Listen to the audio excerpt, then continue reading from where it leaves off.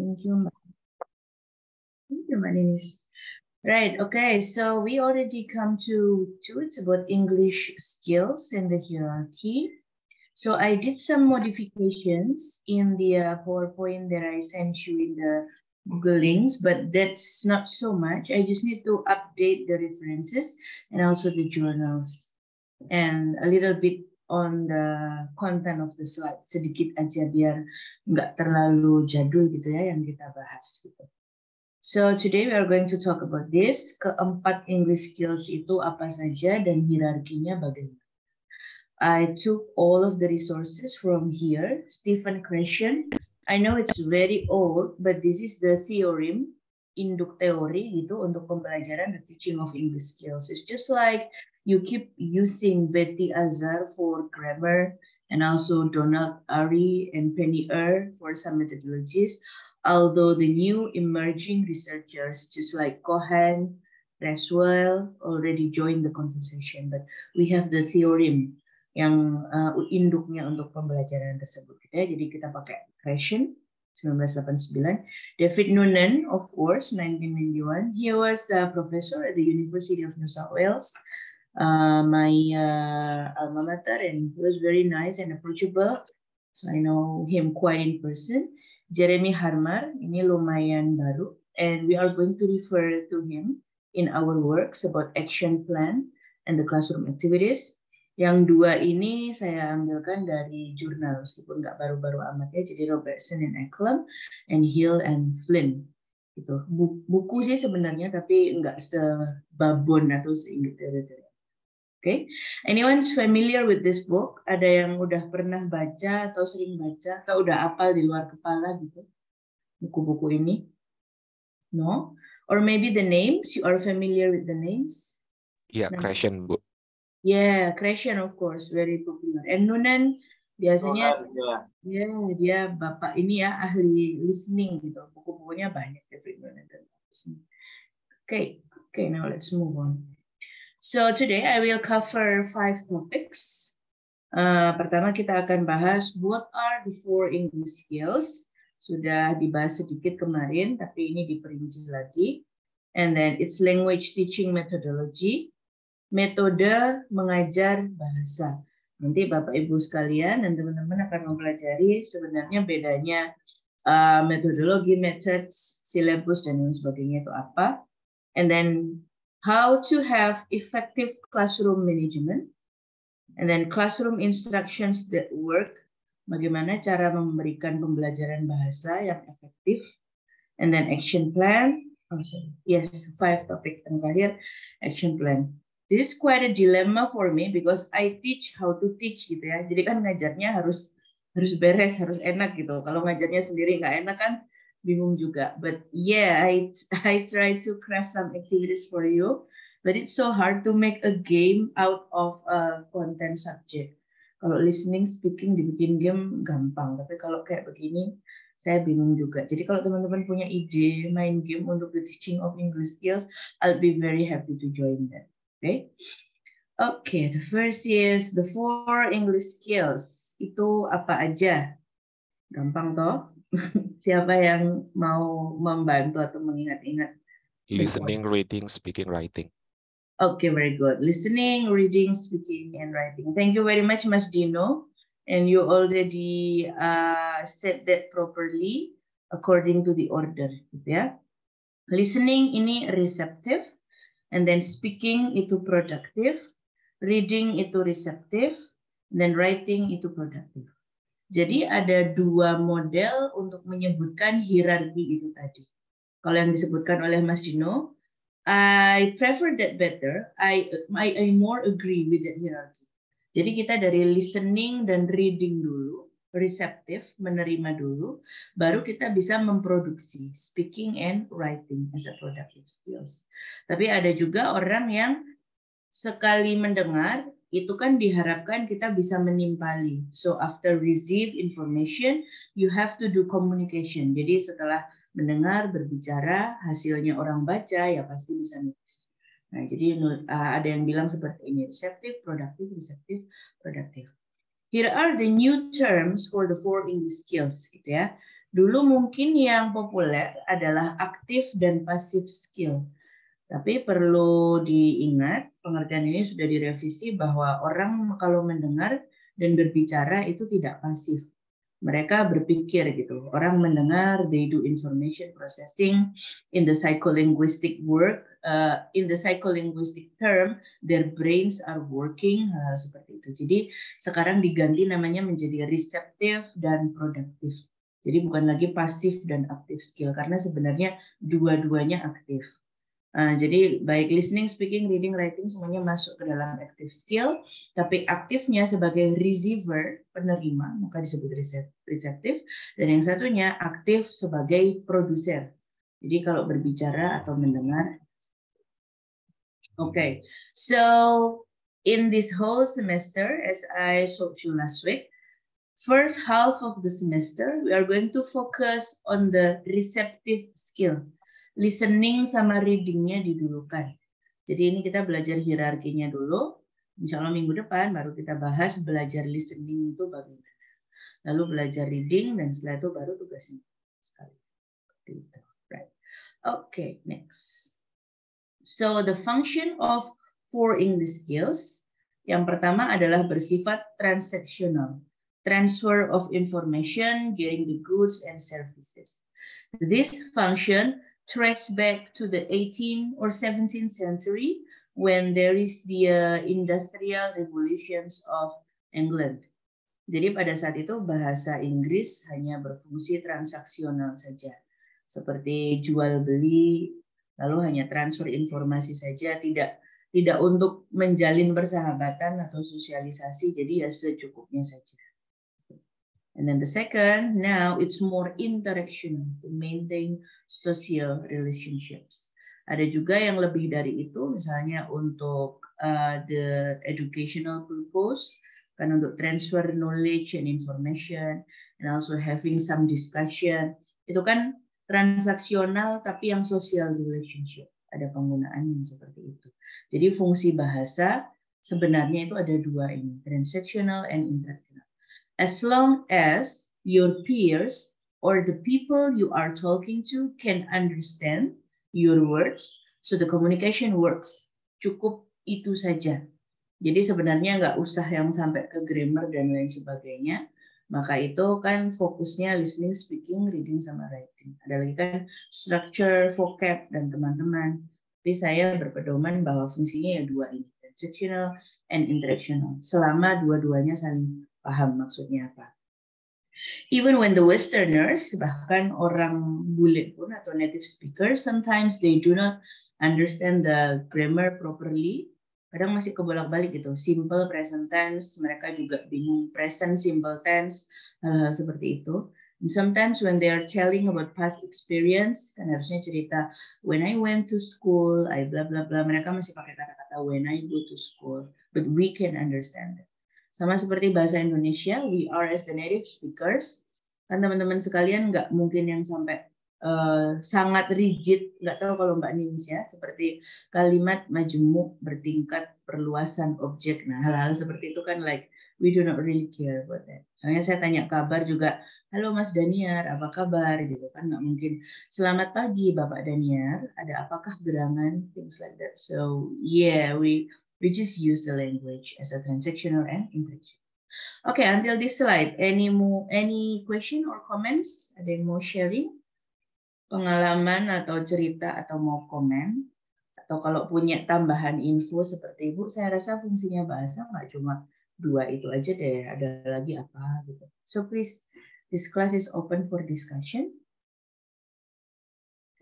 Bu Ria, maybe I want to share my experience during teaching Bahasa Indonesia for a foreigner.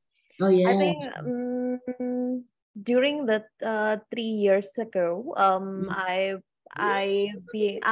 was being the buddy for the students who is not using English as their first language.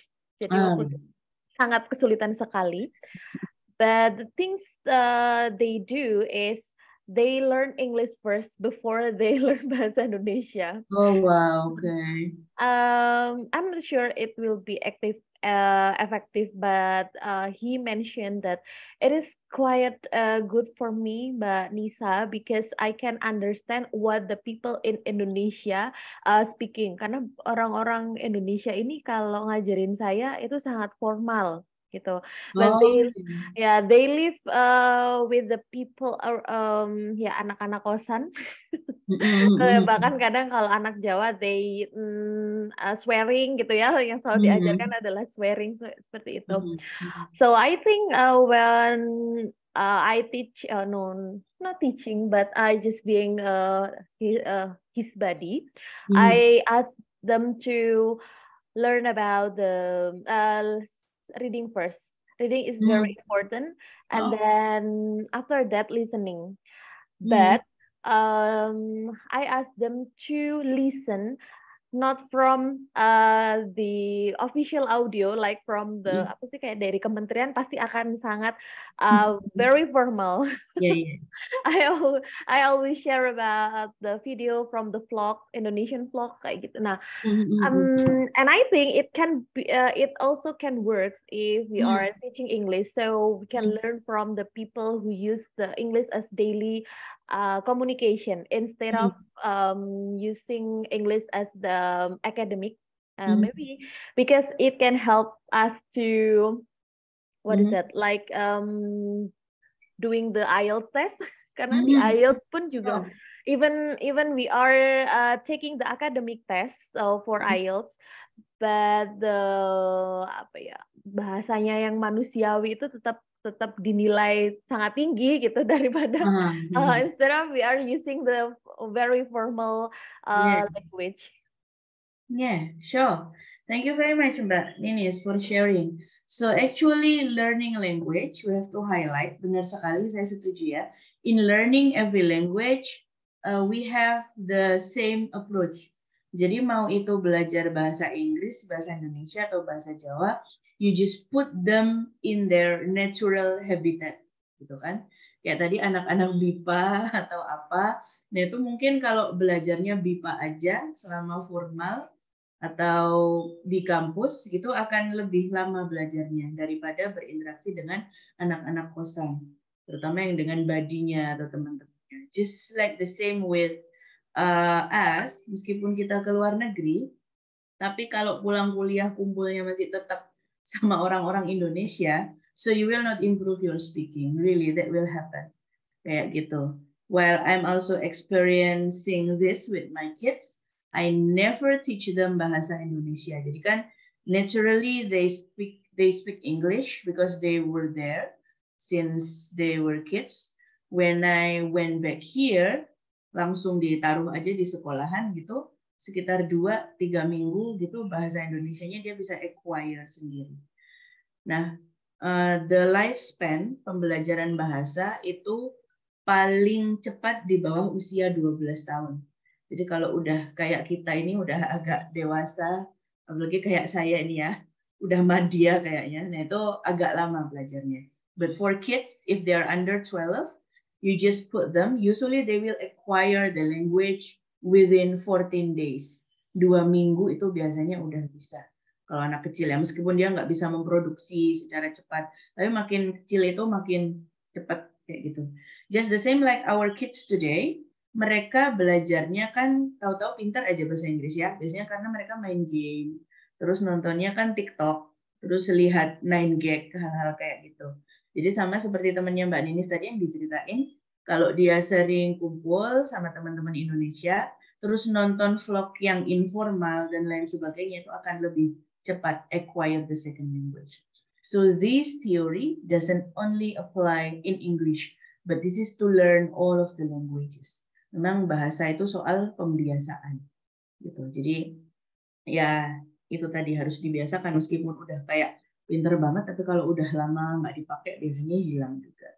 Kayak gitu, right? Thank you very much for sharing, Mbak Ninis. We have to highlight ya that everyone can learn. Ini banyak yang dari luar Jawa kan ya? So later on when you came here, mungkin di sini udah 2 bulan, 3 bulan, ntar kadang ketularan bahasa Jawa. Meskipun nggak bisa ngomong, tapi kadang ya ntar bisa paham lah. Begitupun dengan teman-teman yang ada di Jawa kan, kalau keluar biasanya ntar tahu bahasa lokal. Yes, Mas Dania, please. Thank you, ma'am. I just want to ask about writing. It's actually the last skill in English, right? So can we conclude that if someone good in writing, so that their speaking skill must be good also? Jadi ya apakah seperti itu, ma'am? Jadi kalau writing-nya itu bagus, berarti speaking-nya itu harus lebih bagus dulu di awalnya, karena skill-nya orang itu kan yang paling akhir adalah writing.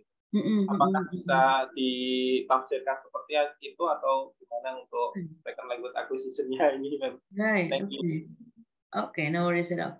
Well, very interesting, Mas Dania. Okay. Well, I honestly, ini ada banyak pendapat ya dalam hal ini. Especially when they put the skills and hierarchy into test. Kayak kalau IELTS, IBT itu kan emang dibagi-bagi. Tapi itu bukan berarti dia adalah jenjang apa ya? Kalau jenjang memproduksi atau jenjang mempelajari, iya. Tapi kalau itu menentukan tingkatan hasil akhir produksi, we cannot say so. Because sometimes people who are very good at speaking in debate, they cannot produce writing very well. Writing is the highest skill that someone can acquire, while even native speakers, not all native speakers can do that. Jadi ini berdasar pengalaman aja dan juga sharing teman-teman yang native speakers. Kalau listening, reading bisa lah gitu. Tapi kalau speaking, mereka sama nervousnya kayak kita. Kalau ada dulu PR bahasa Indonesia, berdeklamasi atau apa gitu ya. Nah itu kalau orang bule pun ada pelajaran speaking, mereka they need training too. Mereka juga perlu latihan, jadi nggak otomatis. Karena speaking sama writing ini, this is something that we have to train. Bahkan ketika udah profesor, associate professor, even your writing is being revised by the other people, is going back and forth gitu. Jadi speaking dan writing ini itu tertinggi dalam proses kayak kita nggak bisa ujuk-ujuk belajar bahasa Inggris langsung saya pokoknya mau pinter writing. Nah itu kan nggak bisa. Jadi dia ini tertinggi dalam hal mendapatkan dikit-dikit gitu. Kayak ada 4 anak tangga, kita masih di bawah. Kan ada meme-nya itu ya, tahu-tahu kakinya melonjak ke atas gitu. Kan enggak, jadi kakinya harus dari bawah dulu. Tapi kalau masalah yang mana yang lebih tinggi, mana lebih pintar, we cannot really compare. Ada orang yang writing-nya bagus sekali, bukunya banyak, tulisannya indah, but they cannot speak karena orangnya introverted lah atau apa. Jadi banyak hal yang mempengaruhi produksi tersebut. Tapi jenjangnya itu adalah jenjang untuk belajarnya itu. Jadi nggak bisa langsung meloncat ke reading. Kalau native speakers, reading bisa kayak kita, baca koran Jawa Pos, back and forth, bolak-balik, paragraf 1 loncat, dan sebagainya masih bisa paham. Nah, tapi kalau kita disuruh baca soal IELTS atau TOEFL, itu kan nggak bisa bolak-balik, kadang di tengah-tengah paragraf 3 itu kan suka lupa gitu ya. Akhirnya balik lagi ke paragraf 1. Itulah kelemahan orang yang membaca dalam bahasa lain. Even English speakers do that. Kalau bahasa Inggris mereka oke, tapi dikasih teks koran bahasa Indonesia sama kayak kita. Akhirnya kayak ya lama baca. Seperti itu. Does it answer your question, Mas Dania? Yes, so nggak ada pengkastaan ya berarti ya antara speaking skill and writing. It depend on the one that acquired the language. Yeah. Jadi bukan pengkastaannya, bukan pengkastaan produksi, tapi cara belajar. Kayak nggak langsung aljabar gitu kan, harus 1 tambah 1 dulu. Oke, Mas Dino dulu ya, maybe please, if you want to share. Okay, thank you so much, Bu. Regarding to Mas Daniar's question, this is what I mean. In now this situation, we know that the development of technology is really fast. So it means that probably my students or our students here is quite fast to acquire a language through listening, because they watch YouTube, for example, and podcast, TikTok, and other sources of that. And it influences in their speaking ability, that they are really fast to learn or to produce speaking ability, to develop their speaking ability. But in terms of writing, it depends. It depends on the level of the writing itself. I think if the context is writing a simple sentence, writing a compound or complex sentence, probably they still their ability is still okay over there. But in terms of writing a paragraph, writing of paragraph, building the idea, making the details, or summarizing the idea on that paragraph itself, it's quite challenging, for them. It happens with my students actually. It happens with my students since the environment of English in their house and also in at school, are quite appropriate for them to learn English. They can speak English very fluently, but in terms of writing, their idea is still jumping, and then the coherence, the organization of the writing. And then sometimes also they can produce, they know, but Mr. Dino, how to spell this one? How to make this sentence good and proper, like that. That's what I experienced, to Ria Arista and also our friends. Right. Okay. Thank you, Mas Dino, for sharing. So if we look back at the slide, ini bisa dilihat kayak gini. Jadi yang diceritakan Mas Dino tadi memang persis seperti kalau kita ambil hierarki yang sebelah ini. Jadi kan tadi saya bilang hierarkinya ada dua ya, ada listening, reading, speaking, writing. Lalu yang ini listening, speaking, reading, writing. So if they are exposed to listening much more, they can produce speaking better. Tapi kalau mereka jarang baca, akhirnya ya nggak bisa nulis. Nah ini kasusnya bukan cuma di Inggris saja, di Indonesia pun kayak gitu kan. Bukan cuma anak-anak yang jumping paragraf, tapi bapak ibu dosen itu masih banyak juga yang jumping paragraf, meskipun itu tulisannya bahasa Indonesia. That's the same with I have an Irish friend, orang Irlandia pada lagi PhD lagi. Nah itu sama. Nasib revisiannya dicoret-coret sama kayak saya itu ya sama gitu. Karena writing is something that we really acquire if we read a lot. Kalau baca banyak kan dia familiar ya dengan ide itu harus ditaruh di mana, kompleks compound sentence. Lalu dari situlah dia bisa belajar writingnya lebih bagus.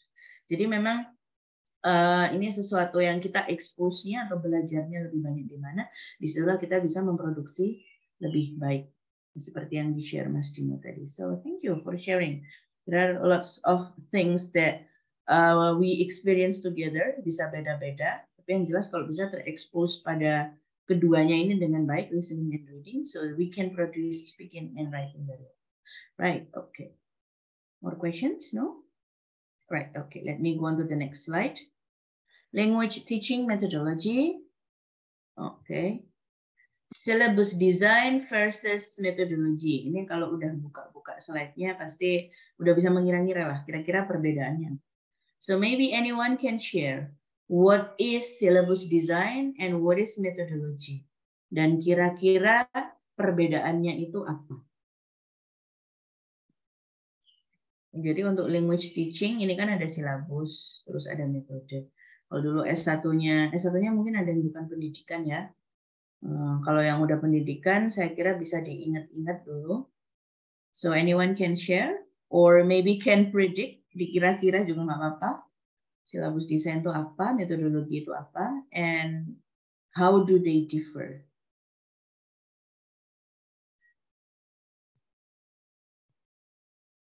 Ada yang mau coba? Syllabus, Bu, probably. Yeah, that I know syllabus is such kind of course outline, Bu. That such kind of course outline that it is stated the goal, the goal of teaching learning activities, and then the teaching method that we use until the last one is the assessment. Right. So how about methodology?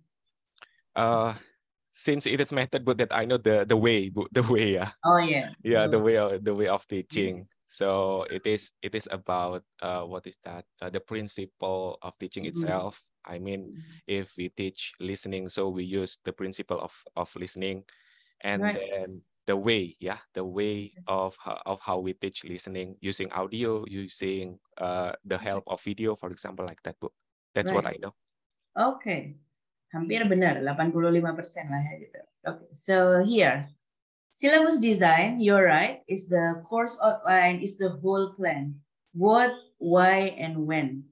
Apa yang diajar, kenapa mengajarkan itu, waktunya kapan, apakah 1 semester full atau sampai 1 tahun.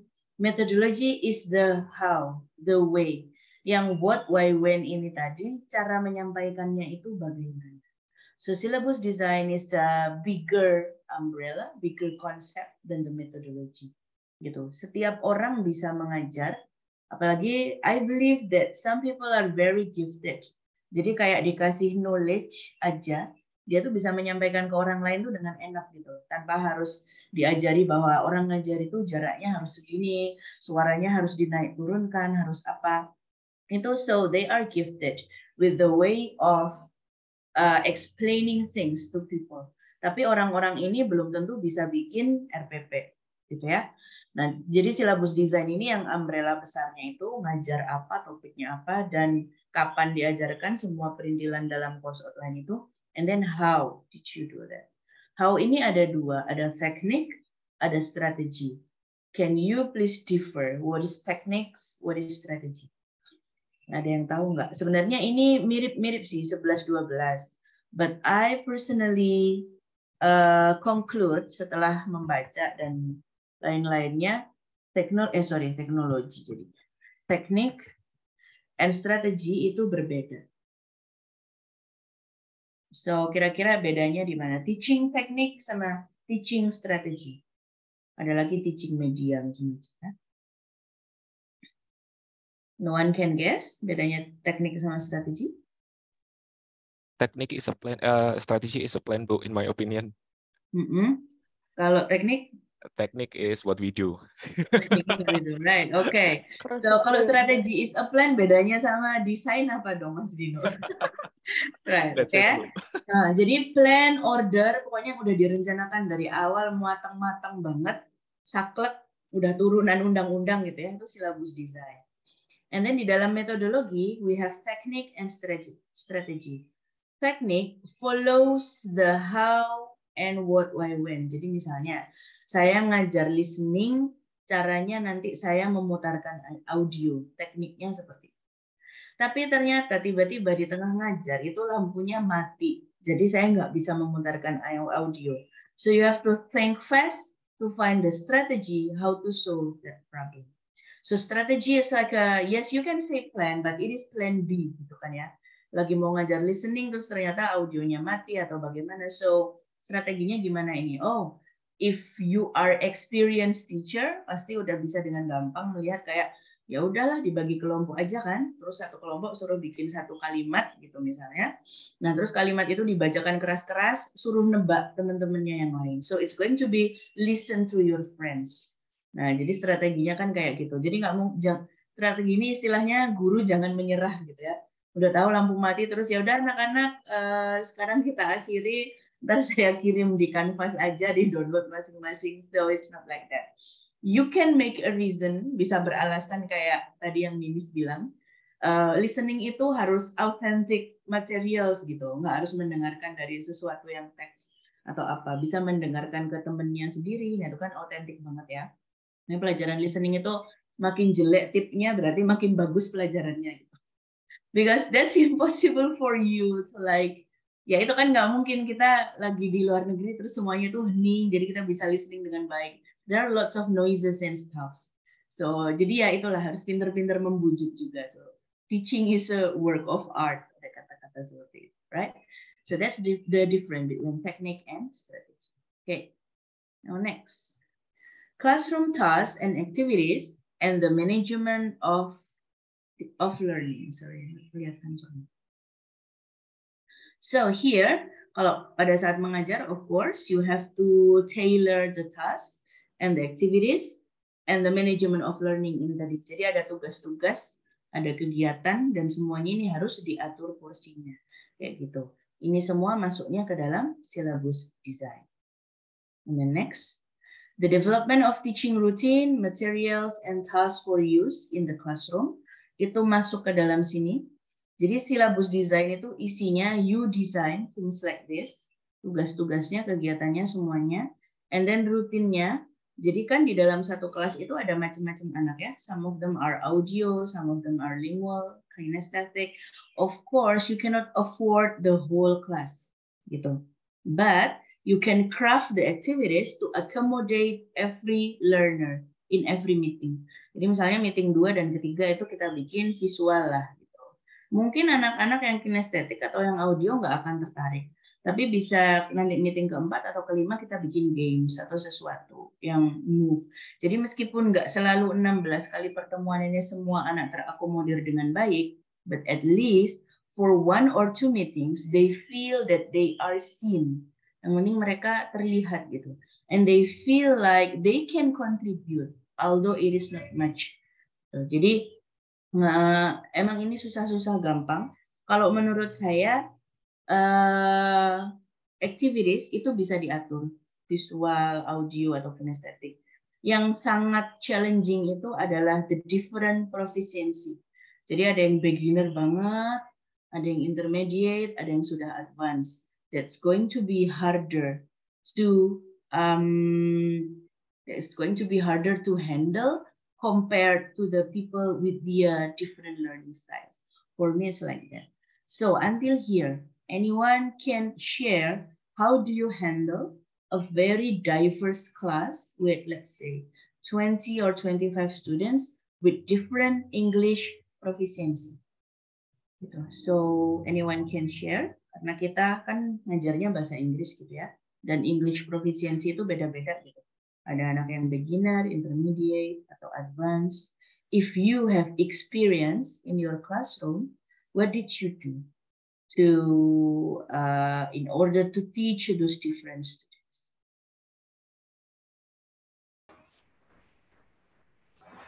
Yuk, yang lainnya mungkin Bu Nur Aini, you want to say something? Okay, please. Okay. I just want to share my experience when I have a different skill. I mean, the class that has different skill. I made a clinic, or I said it's a language clinic.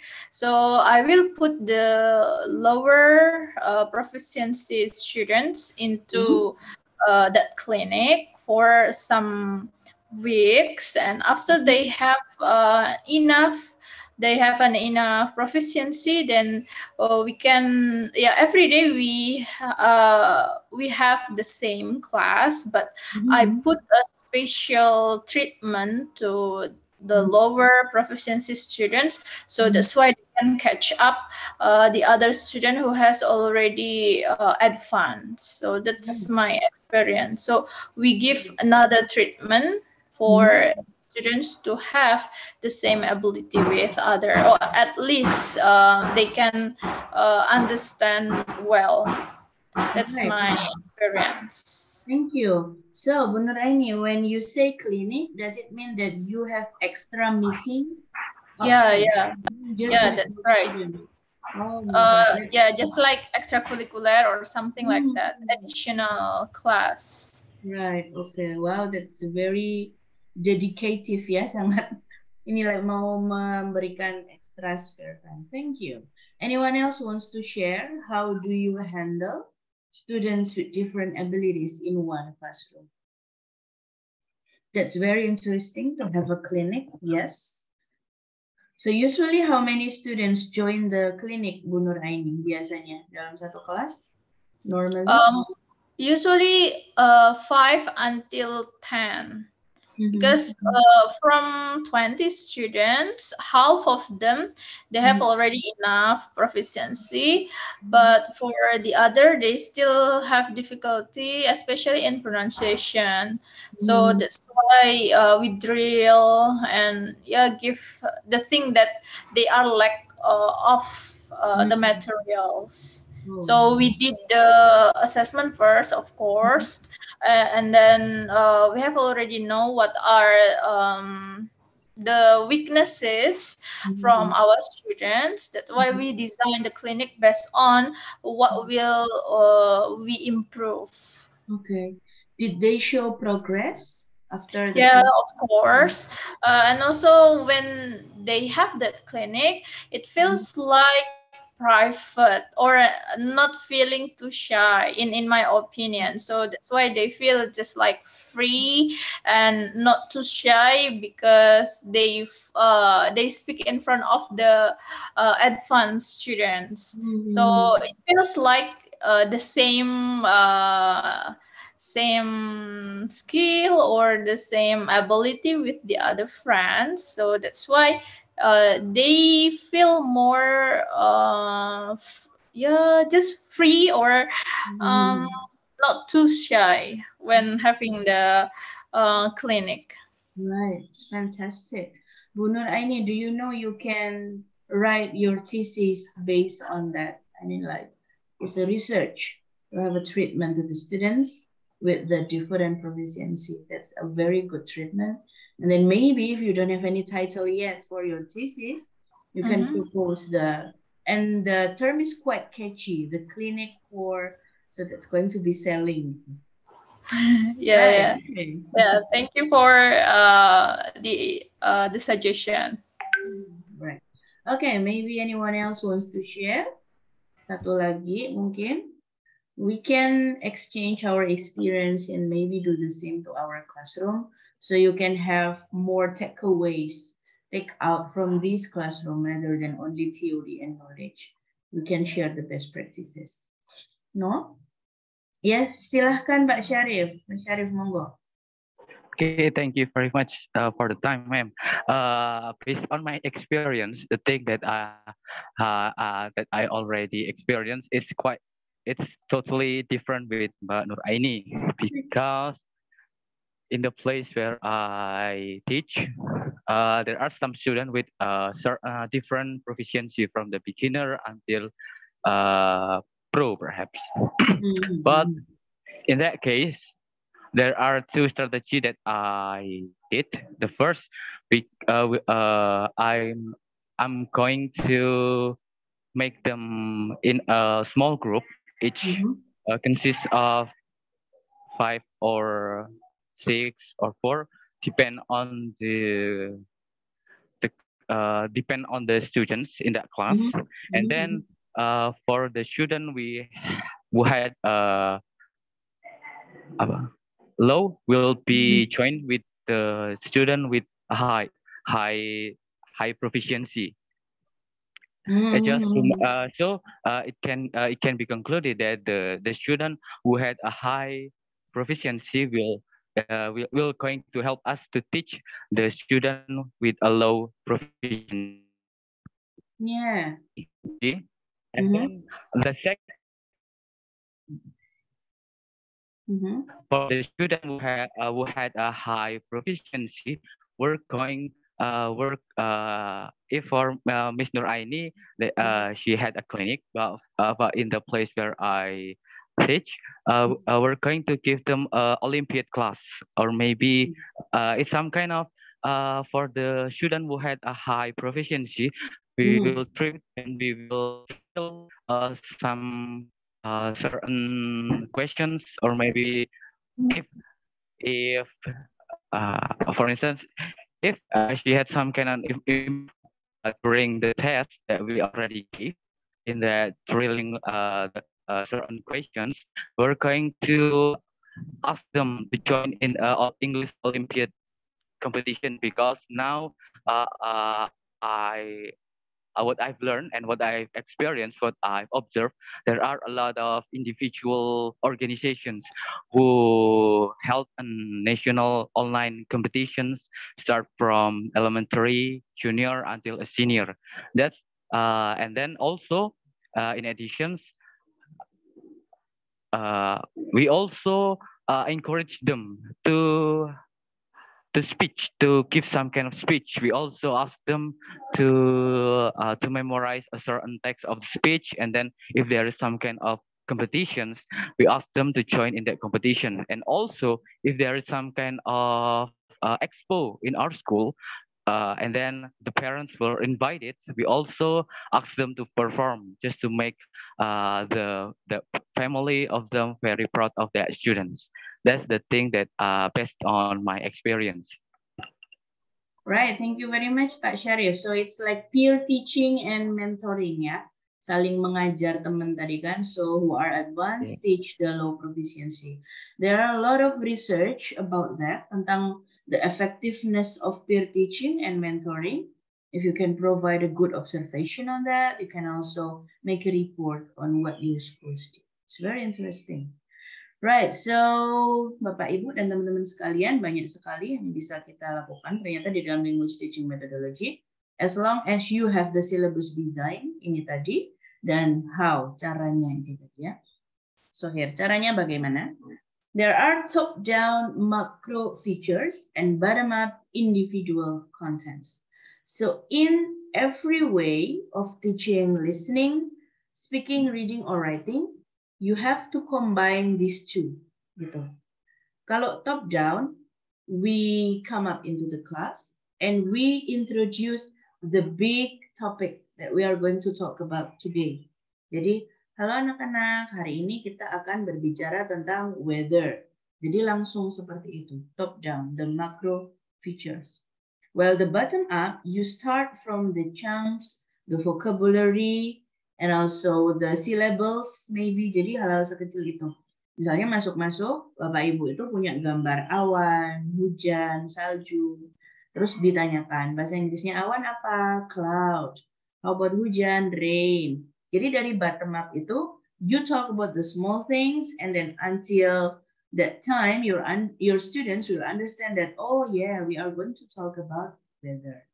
Manakah cara yang lebih efektif? Jawabannya tidak ada. So you have to use both of them. Jadi nggak bisa kita terus-menerus menggunakan bottom up, diajari vocab-vocab saja yang kecil-kecil, dan meminta mereka untuk terus berpikir kayak kira-kira vocab-vocab ini kalau digabungkan jadi apa ya? Nggak bisa seperti itu. Sometimes we need to come with a big topic, misalnya, which one is better, schooling on-site or online?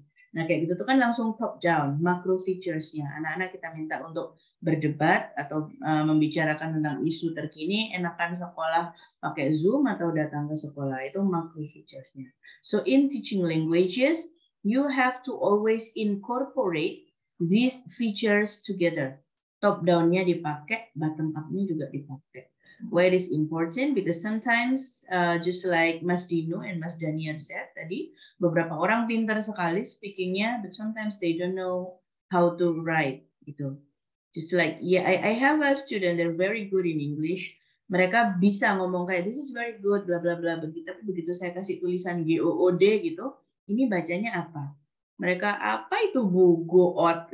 It's like, bahkan baca secara itu pun mereka nggak paham. Mereka cuma bisa listen and speak. So we have to work on that together. It must be interactive, of course. Ini nggak usah diperpanjang lagi. Jadi guru itu juga entertainer.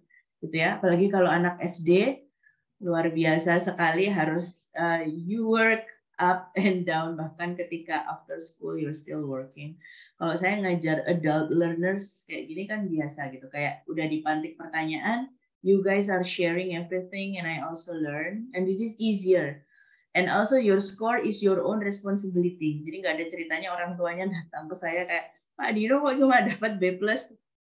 I'm not dealing with that gitu kan. So if you are teaching primary school, I salute you so much. And then classroom adalah gabungan dari teori and research. Makanya tadi saya selalu bilang bahwa do you know that actually your way of teaching is very interesting. If you can make a diary or a journal or report about it, and then you can just write down the research. Seperti ceritanya Bu Nur Aini dan Pak Syarif tadi. You know the theory that some students belong to the low proficiency or high proficiency, so you do some treatment on them and you do research like, do they improve or not? If they're not improving, what else can we do? Just like ask them to join the expo, the Olympiad, and everything. So that's what makes a classroom. Jadi seperti saya misalnya udah menyiapkan PowerPoint banyak gitu ya, and then I give you questions. I observe that this class is really active. They can join the conversation and they can share. So maybe for next week, PowerPoint yang saya siapkan nggak akan sebanyak ini lagi. It will be full of issues and key debates so that we can share each other. Jadi classroom itu kayak orang kan ditanya, Bu udah ngajar berapa tahun? 12 tahun gitu. Pertanyaannya adalah 12 tahun atau ngajar 1 tahun tapi diulang 12 kali. Kan pertanyaannya kayak gitu. Jangan sampai ngajar 1 tahun diulang 12 kali gitu. Karena tiap tahun yang diajarkan itu lagi, itu lagi, itu lagi. You have to do research in your classroom. So you can keep updated with your students. Ya, classroom is made up of theory and research. Ada teorinya, ada penelitian. And task, tugas, of course, is an important element in language teaching and learning. Tugas jangan dibayangkan selalu nulis kayak gitu ya. Seperti saya nanya tadi ngomong dan lain sebagainya. I like teaching through Zoom karena namanya langsung ada di situ. Jadi kalau mau ngasih poin menandai atau apa, so that also belong to the assessment. AAL gitu, assessment as learning. While I'm teaching, I also assess. Okay. Any comments first from this slide? Ada yang mau ditambahkan atau? May I ask question? Sure, Mas Dino, please. Yeah, regarding to strategy, Bu. Regarding through strategy and technique, Bu. Yeah. Sometimes, or not sometimes, but it is a must for us to make such kind of lesson plan, Bu. So, is it? It is ideal. Is it ideal for us? I mean, to make such kind of strategy of plan B or plan C before in our lesson plan before we have the real teaching, Bu. Regarding to that one, what the blackout and something like that, yeah, Bu. Right. Yeah. Okay. For me, yes, that's very important, especially. Wait, ya.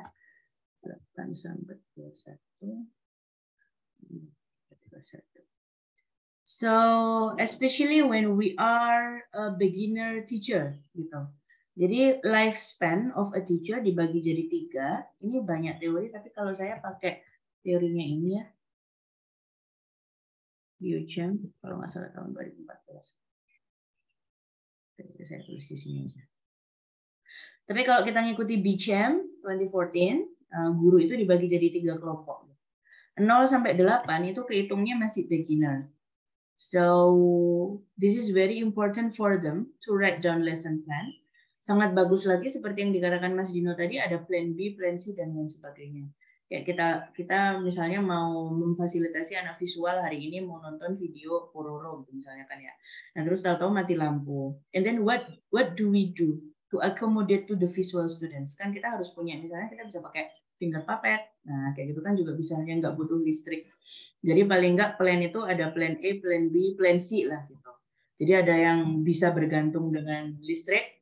Ada yang bergantung dengan kalau offline nggak ada listrik sama sekali, dan ada yang bergantung dengan mungkin kreativitas siswa. Nanti anak-anak ini kita suruh apa. Itu penting sekali di dalam lesson plan, jadi boleh banget if you include technique or strategy.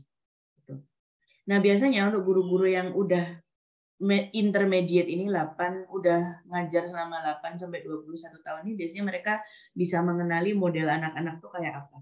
Biasanya, dan mereka udah mempraktekkan plan B, plan C ini paling enggak selama 8 tahun ke belakang.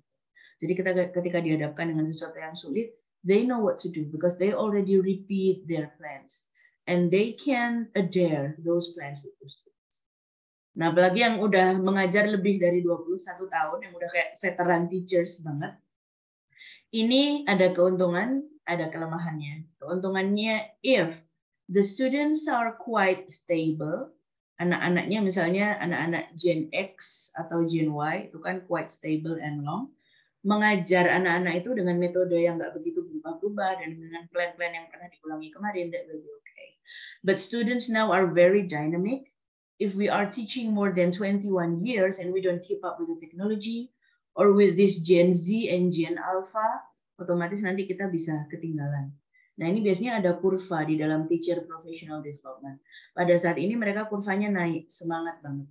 Yang di tengah-tengah ini stagnan, Yang 21 ini ada yang naik kalau orangnya semangat. Jadi dia seperti guru baru lagi gitu ya. Karena dia long life learning, guru pembelajar.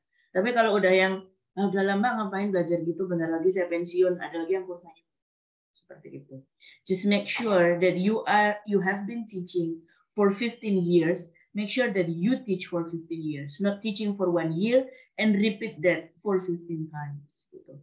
Ntar ya, jadi teknik strategi plan ABC itu boleh banget ditulis dalam RP juga.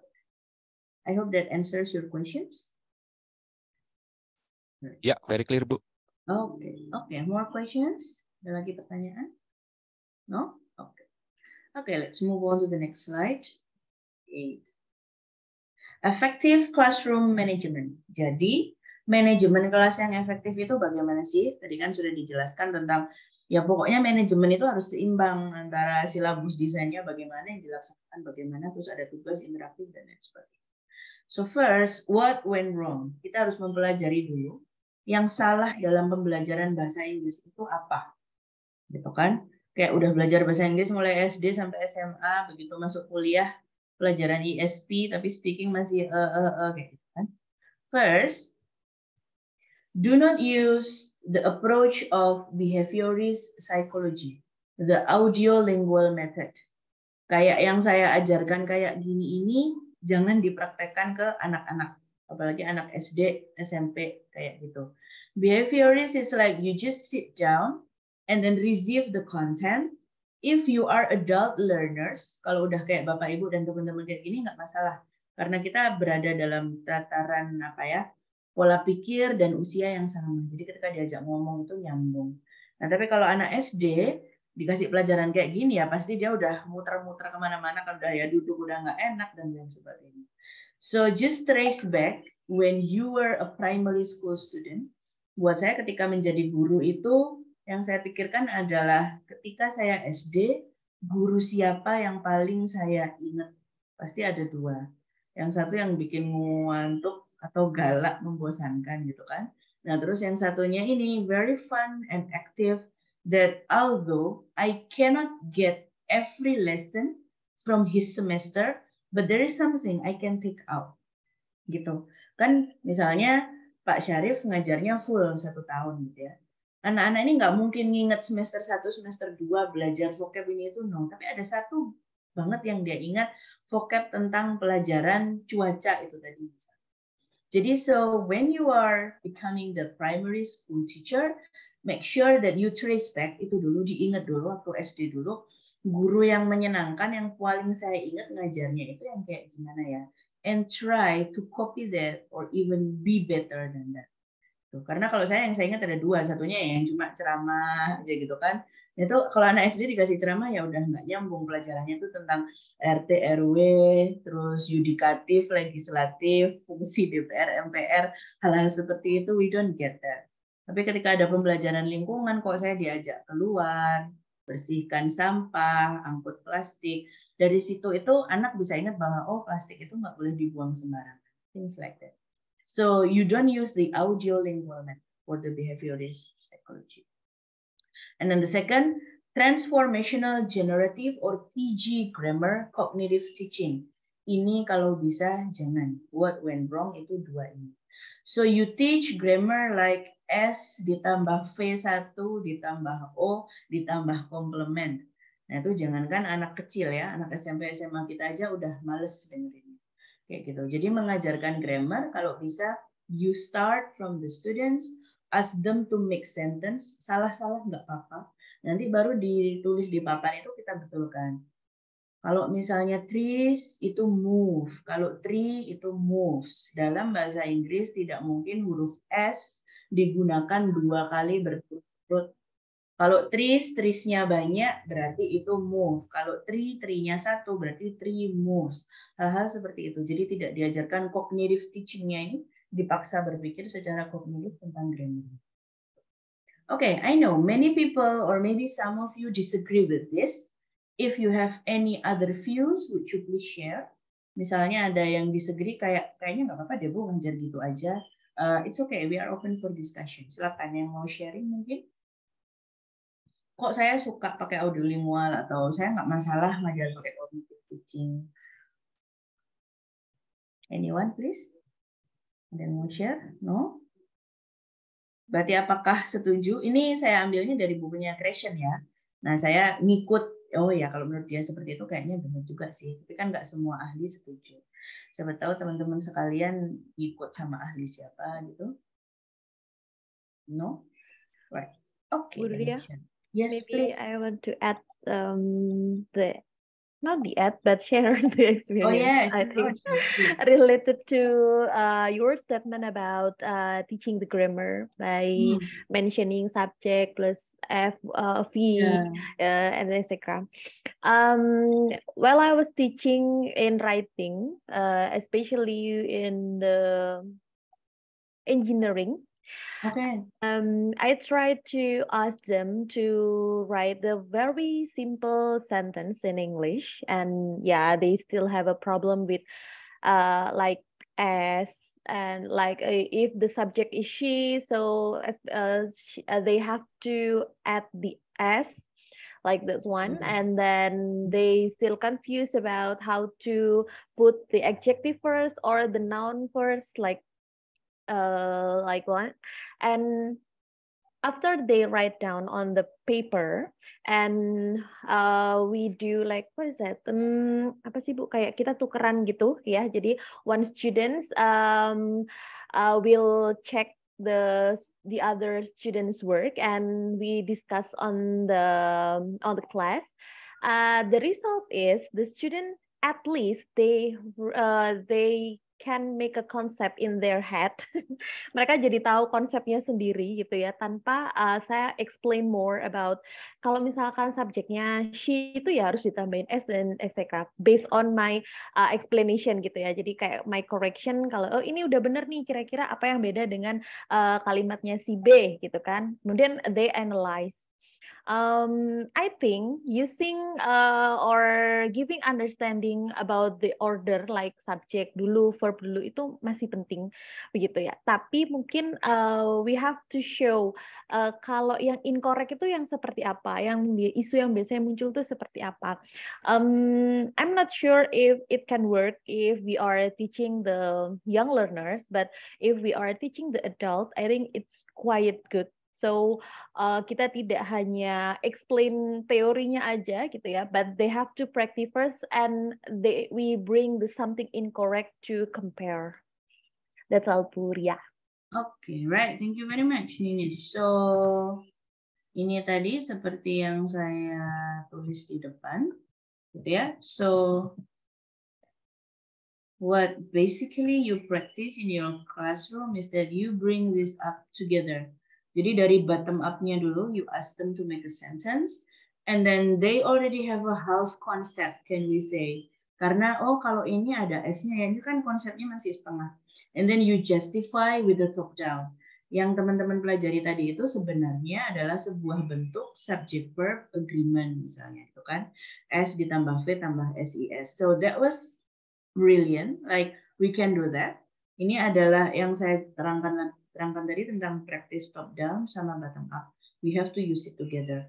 Akan beda rasanya ketika kita tahu-tahu masuk kelas, terus anak-anak hari ini kita belajar subject and verb agreement. Rumusnya adalah S tambah V1, it's quite depressing.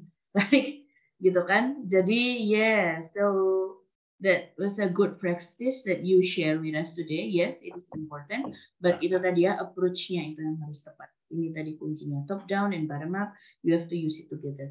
Kalau dibiarkan bottom up juga biasanya nanti banyak misconception.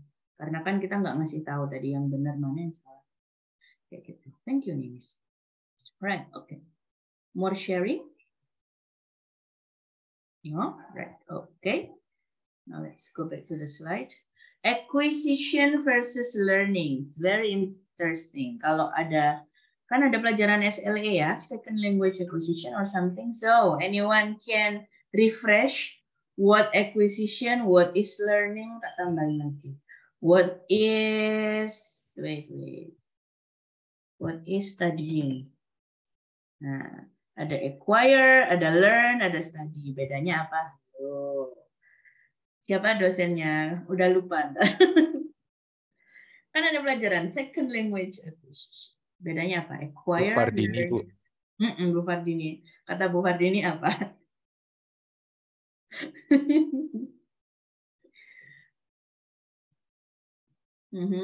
Maybe a little bit like acquisition is something that we got,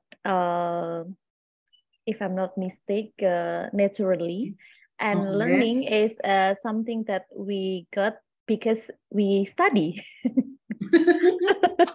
Oke, good. Benar jawabannya ya, 70% lah. Right. So, ini urut semuanya ya. So, this is level 1, very natural, acquire, natural sekali. Learn, ini belajar tapi lebih ke skill.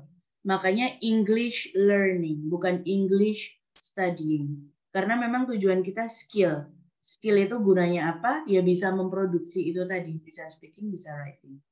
Studying is something cognitive, knowledge. Jadi misalnya, I learn to cook, saya belajar masak, beda dengan I study cooking. It means you attend a cooking school, you will become a chef. Dan yang benar-benar study itu pokoknya yang niat banget gitu. Kalau acquire, sometimes you don't have intention to learn. Seperti tadi kan, the child, we just put them with their community, and then they can acquire English, or bahasa Indonesia, or Javanese, Maduris, anything.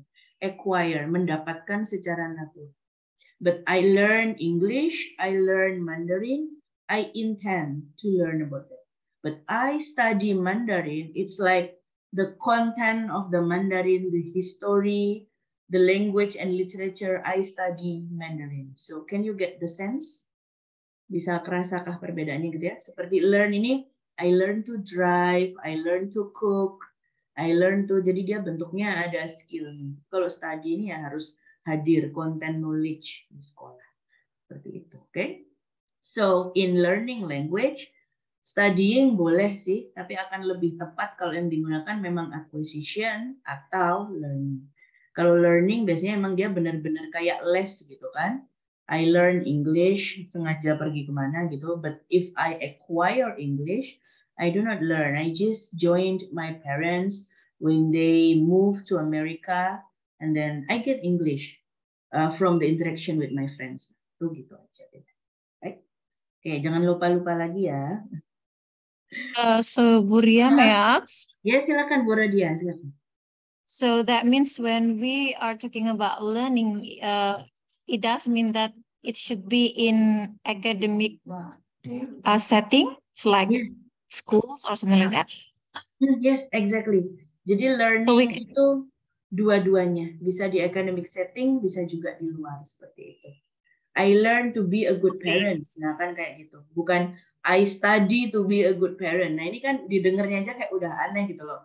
Jadi ibunya apa belajar psychological parenting atau bagaimana? I learn to be a good parent, I study to be a good parent. It's different. Studying is very formal.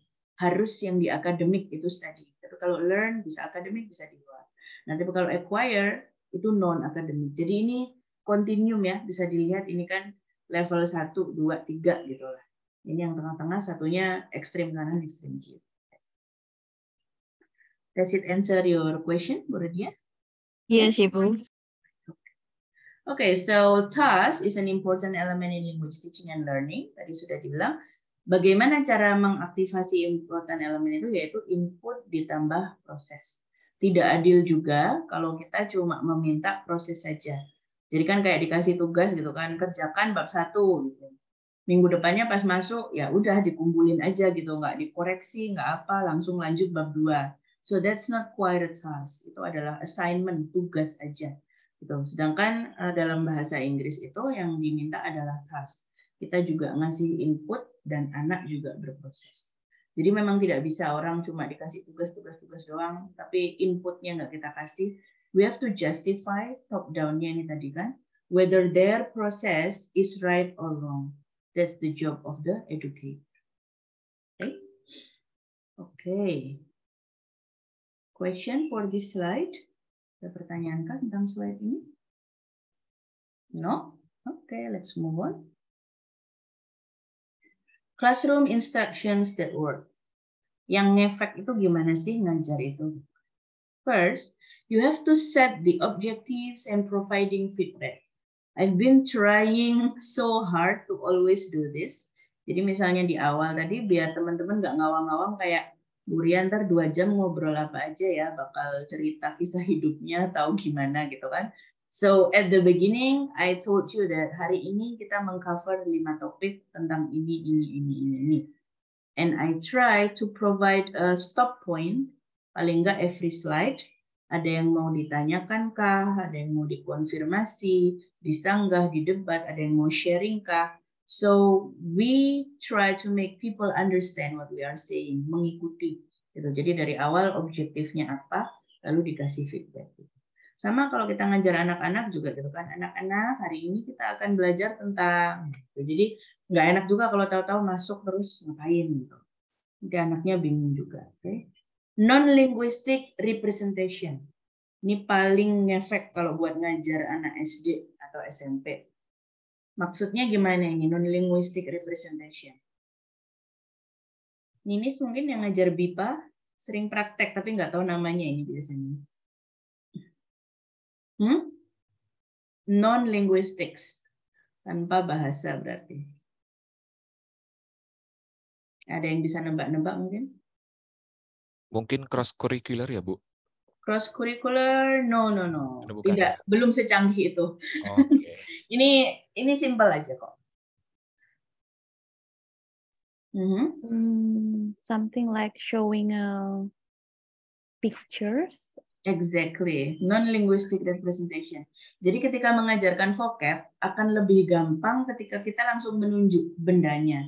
Langsung kita tunjuk jam dinding, kita bilang that is a clock, kayak gitu. Sama kalau kita ngajar BIPA kan langsung ambil buku terus ini buku. Jadi enggak buku sama dengan book, table sama dengan meja, chair sama dengan kursi. Nah, itu orang kan cenderung menghafal ya. Kalau zaman dulu kayaknya bisa, kayak guru bahasa Inggris saya itu kan kalau mau masuk kelas harus hafal minimal 5 vocab baru kayak gitu. Tapi kalau anak zaman sekarang kayaknya tidak bisa begitu. Kalau ntar kita diadukan ortunya kayak okay, so non-linguistic representation.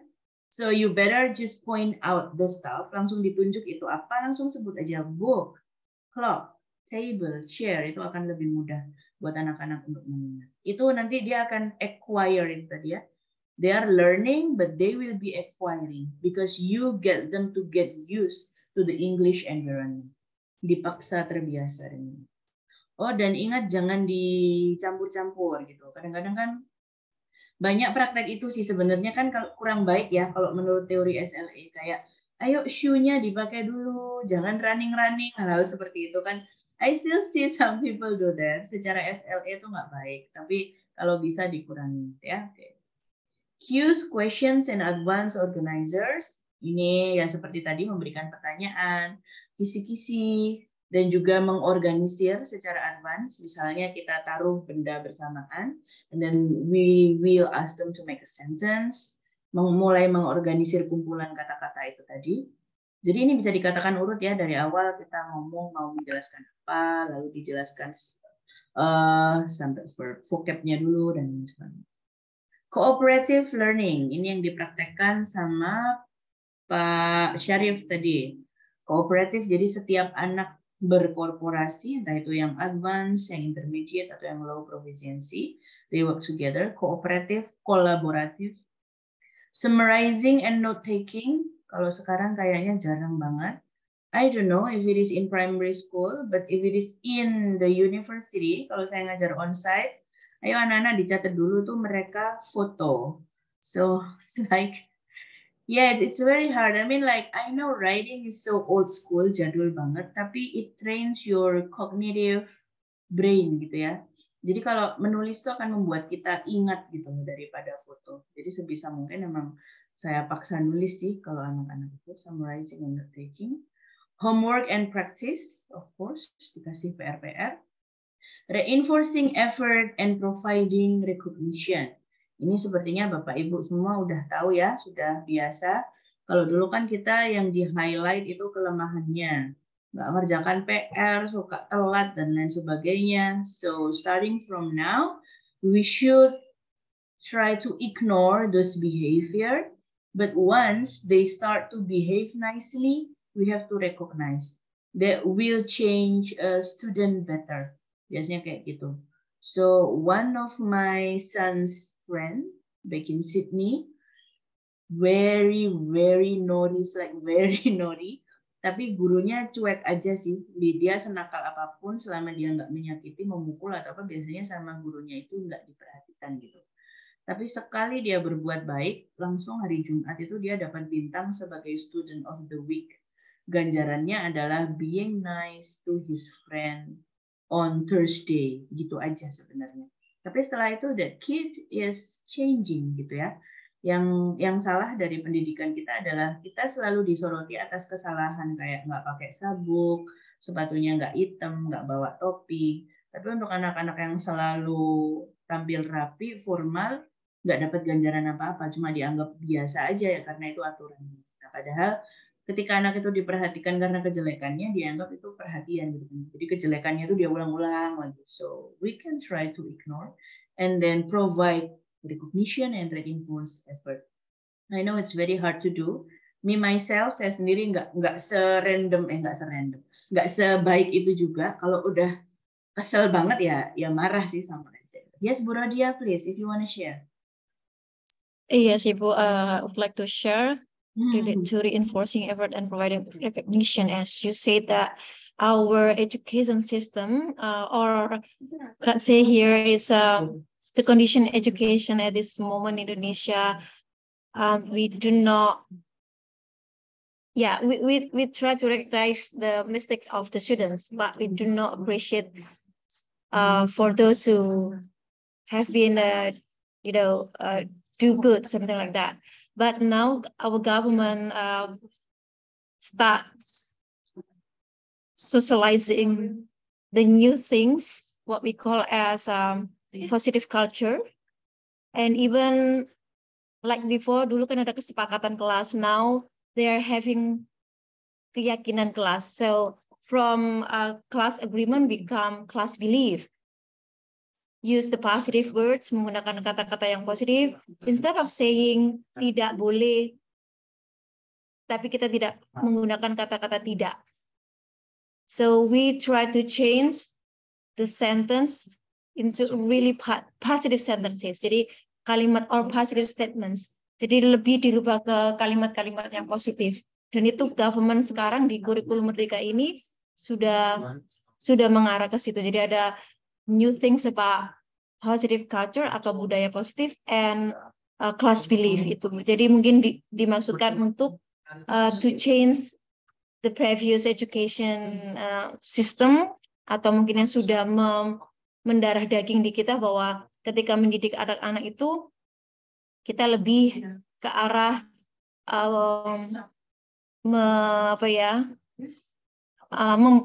menghukum anak-anak.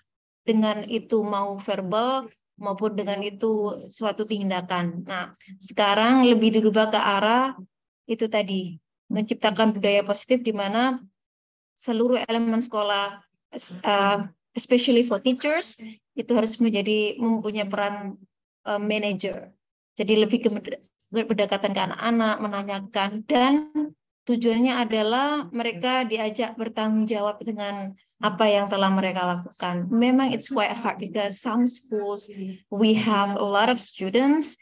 Jadi kalau misalnya tidak ada punishment, karena memang kita sekarang ada sekolah ramah anak seperti itu, dan itu it's quite hard mungkin untuk dipraktekkan dalam waktu sesaat, tapi basically semua yang sekarang di propose government itu mengarah ke itu tadi, Ibu. So, budaya positif sama class belief tadi. Dan mungkin itu sudah saya coba akan sosialisasinya berkali-kali, dan semua guru itu hampir pesimis dengan ini karena the students nowadays, mereka itu mungkin lebih terekspos teknologi di mana bisa melihat perilaku orang-orang di dunia. Jadi kesannya memang agak berat. Cuman that's what we can do. Selain berusaha. Jadi government sekarang sudah mensosialisasikan itu. Seperti itu, Bu Ria. Thank you. Thank you Bu Rodia. Jadi ini tadi ada class beliefs, positive culture, restorative justice gitu ya, mengembalikan daripada yang jangan yang punitive justice. Ini tadi saya lihat di chat ada Mbak Ninis bilang disiplin positif gitu. So yeah, a lot of positive culture may sound better, but kalau kata jangan, kalau menurut saya sih kalau sampai tidak digunakan 100% itu kurang tepat juga sih. Terkadang kita membutuhkan kayak sesuatu yang menghentak gitu, biar ada sesuatu yang benar-benar urgent sekali yang harus kita gunakan, bahwa itu benar-benar jangan atau tidak boleh. Tapi ya itu tadi dikurangi, like 10% or so. Mas Nurmas tadi kayaknya you raise your hand, you wanna say something? Yes, ma'am. Yes, based on from classroom, saya menemukan some of beberapa permasalahan gitu, ma'am, yang siswa itu hadapi, di mana when salah seorang siswa itu melakukan kesalahan yang tidak terlalu fatal, tetapi guru itu memberikan punishment yang begitu berat, itu. Tetapi ketika ada satu siswa yang memiliki background have misalkan kekayaan or memiliki harta benda yang lebih, itu guru itu ketika melihat siswa yang memiliki kekayaan itu berbuat kesalahan, itu dibiarkan saja, bahkan seolah kayak diberikan bentuk kasih sayang dan sebagainya, sehingga anak yang tidak memiliki anak yang kurang dalam memiliki kekayaan atau dalam artian kurang mampu tetapi pernah berbuat salah, itu merasa seperti memiliki kesenjangan sosial begitu, atau memiliki permasalahan yang kok si A ini diperlakukan begini sedangkan saya dibikin begini, seperti itu. Nah, itu permasalahan yang sangat kompleks yang selama ini kita hadapi. Bahkan saya pun sendiri mengalaminya begitu, ma'am. Oleh karena itu saya ingin membuat perubahan change pola pendidikan yang seperti itu, ma'am. So does it happen at your school di Sorong ya, Mas Nurmas? Yes, ma'am, di Sorong. Okay. That's quite shocking for me. Saya nggak tahu apakah teman-teman, karena kalau yang saya alami dulu memang iya seperti itu. Tapi sekarang saya lihat kok sudah berkurang. Tapi ternyata di beberapa daerah ternyata masih ada ya yang seperti itu. They put the selective outrage, ini ya, kemarahan yang memilih. Jadi ya memang yang dihukum itu tadi yang that's too bad if that still happens like that. And I hope you have friends, colleagues, or other teachers with similar practice like you, so you guys can go on together with that. Karena kalau mau berjuang melawan itu sendirian kayaknya berat sekali gitu.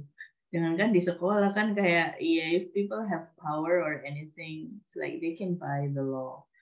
But if that happens in school, maksud saya sudah ditanamkan di bidang institusi pendidikan, so that will be even worse gitu ya. Karena kan pasti ya akan menyebar juga prakteknya di tempat. Oh, how about the others? Masih adakah yang seperti itu di sekolahnya? No? Oke. Iya, Bu. Ya, mungkin di luar dari itu ya, Bu. In a broader scope of education, I mean in the children activities, produknya itu yang sampai saat ini terasa, Bu, itu begini. Sekarang beberapa tahun belakang ini memang fokus dari pemerintah adalah pembangunan pendidikan karakter. But it seems terkadang hal yang lebih ditekankan itu adalah pada kognitivism, Bu.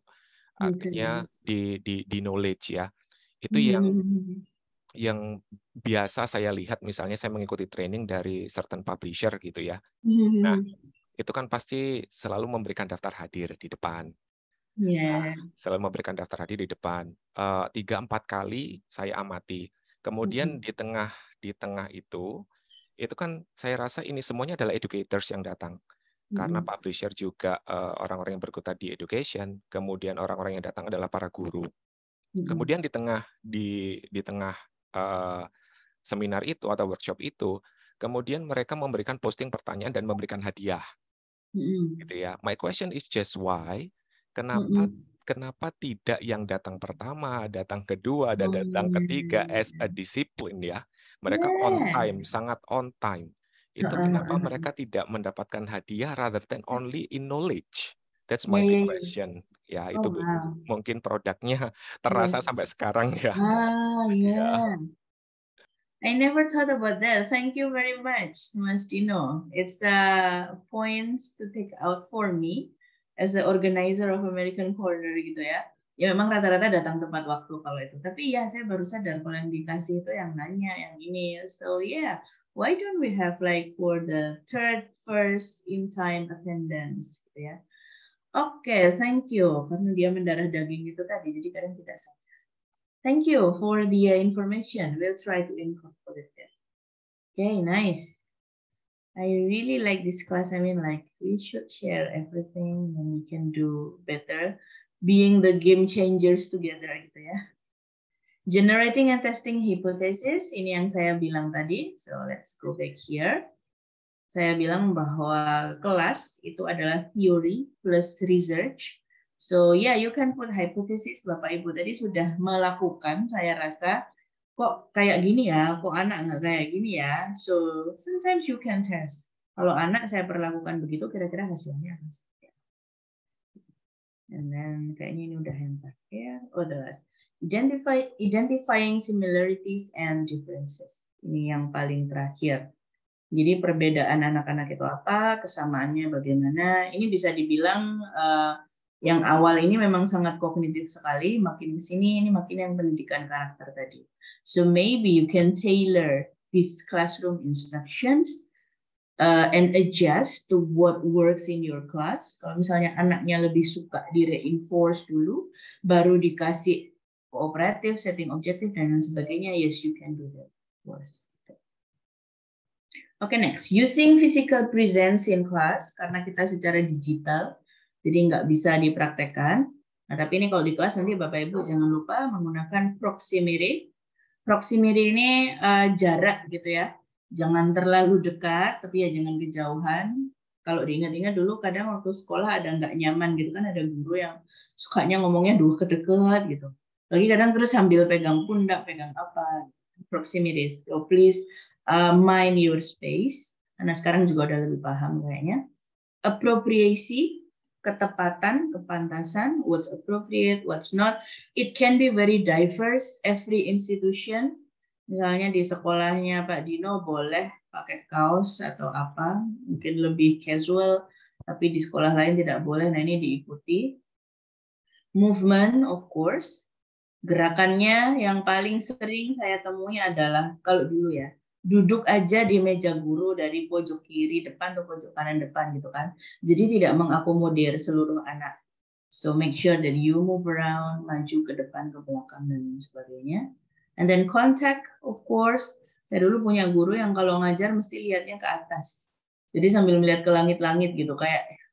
Terus ibu ini gimana? Dan dia berdiri aja di tengah gitu, berdiri di tengah kayak baca gitu. Terus lihatnya ke atas. So make sure you do not do that. Okay. And I had a teacher yang sukanya bilang kayak yang kayak gitu kan, like she can do that, and then I counted it. Saya ngitung berapa kali beliaunya ngomong, and suddenly like she was beside me, and then Mbak kamu ngitung apa? So make sure. Sometimes Bapak Ibu ya emang saya juga salah sih, but sometimes you can do micro teaching with your friends, and then ask them. Have a reflective teaching gitu ya. Kira-kira kebiasaan mengajar apa yang kira-kira kamu nggak nyaman. Misalnya kita tanpa sadar sebenarnya kan. Tanpa sadar kita ngomongnya terlalu dekat. Atau pergerakannya nggak moving, cuma di pojokan aja. Atau kadang ya dikit-dikit ada yang tanya, ya. Nah kan ada yang kayak gitu biasanya. Ya, nah itu diulang-ulang terus. Audibility, pastikan suaranya kedengeran. Enak kalau Zoom gini tinggal naik turunin volume aja. But make sure in class. Variety, ini variety dalam mengajar, variety in your voice, jangan pelan-pelan terus. Sometimes class gets too noisy, you can loud up. Conservation, you have to conserve. their attention.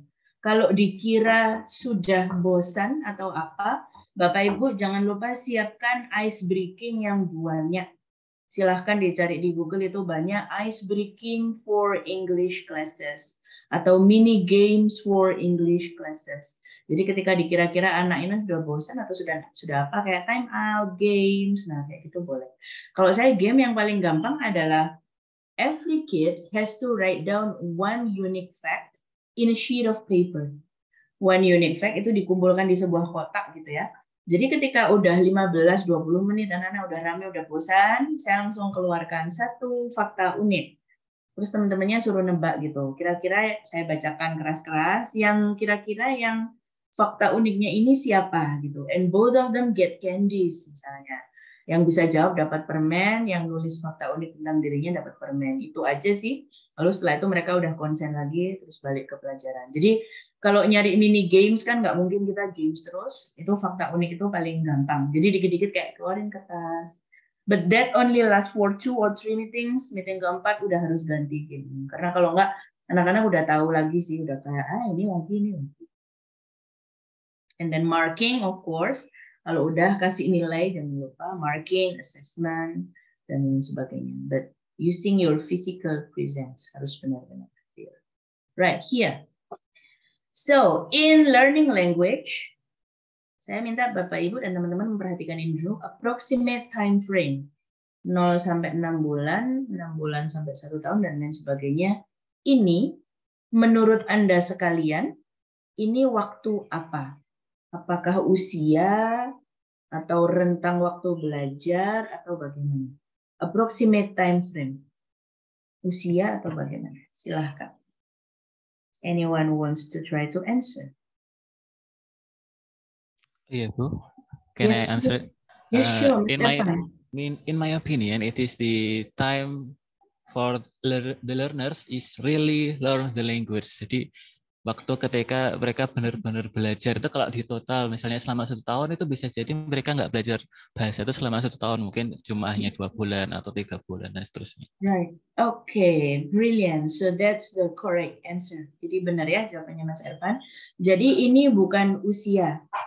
Dalam belajar bahasa Inggris yang perlu kita perhatikan selain usia, malah setahu saya usia itu nomor 2 ya. Yang nomor 1 adalah proficiency. Jadi bisa jadi dia itu usianya 25, adult, tapi profisiensinya masih low, setara yang baru belajar 0 sampai 6 bulan.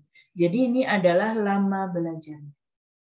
Ketika seseorang baru belajar bahasa Inggris 0 sampai 6 bulan, yang harus dipelajari adalah pre-production dulu. Ini yang disebut dengan listening tadi. Jadi dia harus banyak mendapatkan input dulu, mendapatkan expose dulu, bukan cuma dari kita, tapi diajak juga nonton video, mendengarkan BBC, macam-macam. They have very minimal comprehension. Kalau diminta ngomong masih stutter juga, kadang masih kalau nggak gitu tahu-tahu ketawa, terus malu kayak gitu kan. So that's normal. Jangan dipaksa. Kalau guru dulu kan ini ya galak ya, guru bahasa Inggris atau matematika kayak gitu. But they can understand yes and no. And then draws or points. Misalnya kita udah meminta, please draw a tree, point to a friend with a long hair. Nah kayak gitu tuh dia udah tahu gitu. Jadi ini adalah waktu lamanya belajar. Kalau emang baru belajar 6 bulan ya emang bisanya masih kayak gini. This is what you can do as a teacher.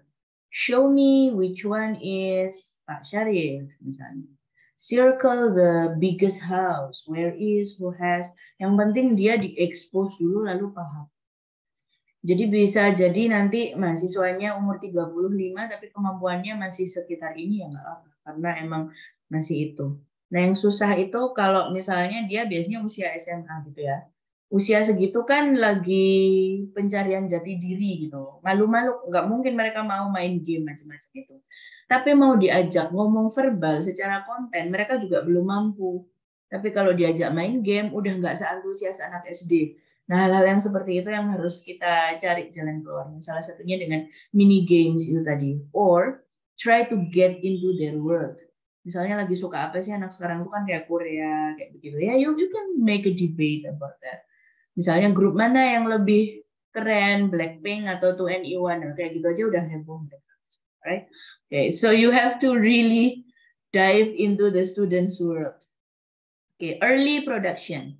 Setelah belajar 6 bulan sampai 1 tahun, they can have limited comprehension, bisa menjawab dengan kata-kata, lalu mungkin bisa mulai ngomong gitu, keywords, and use present tense. Biasanya yang mereka pakai itu I dulu. I go to school, I drive a car. Jadi kalau Bapak Ibu ini udah advance, jangan banyak kata I di dalam writing.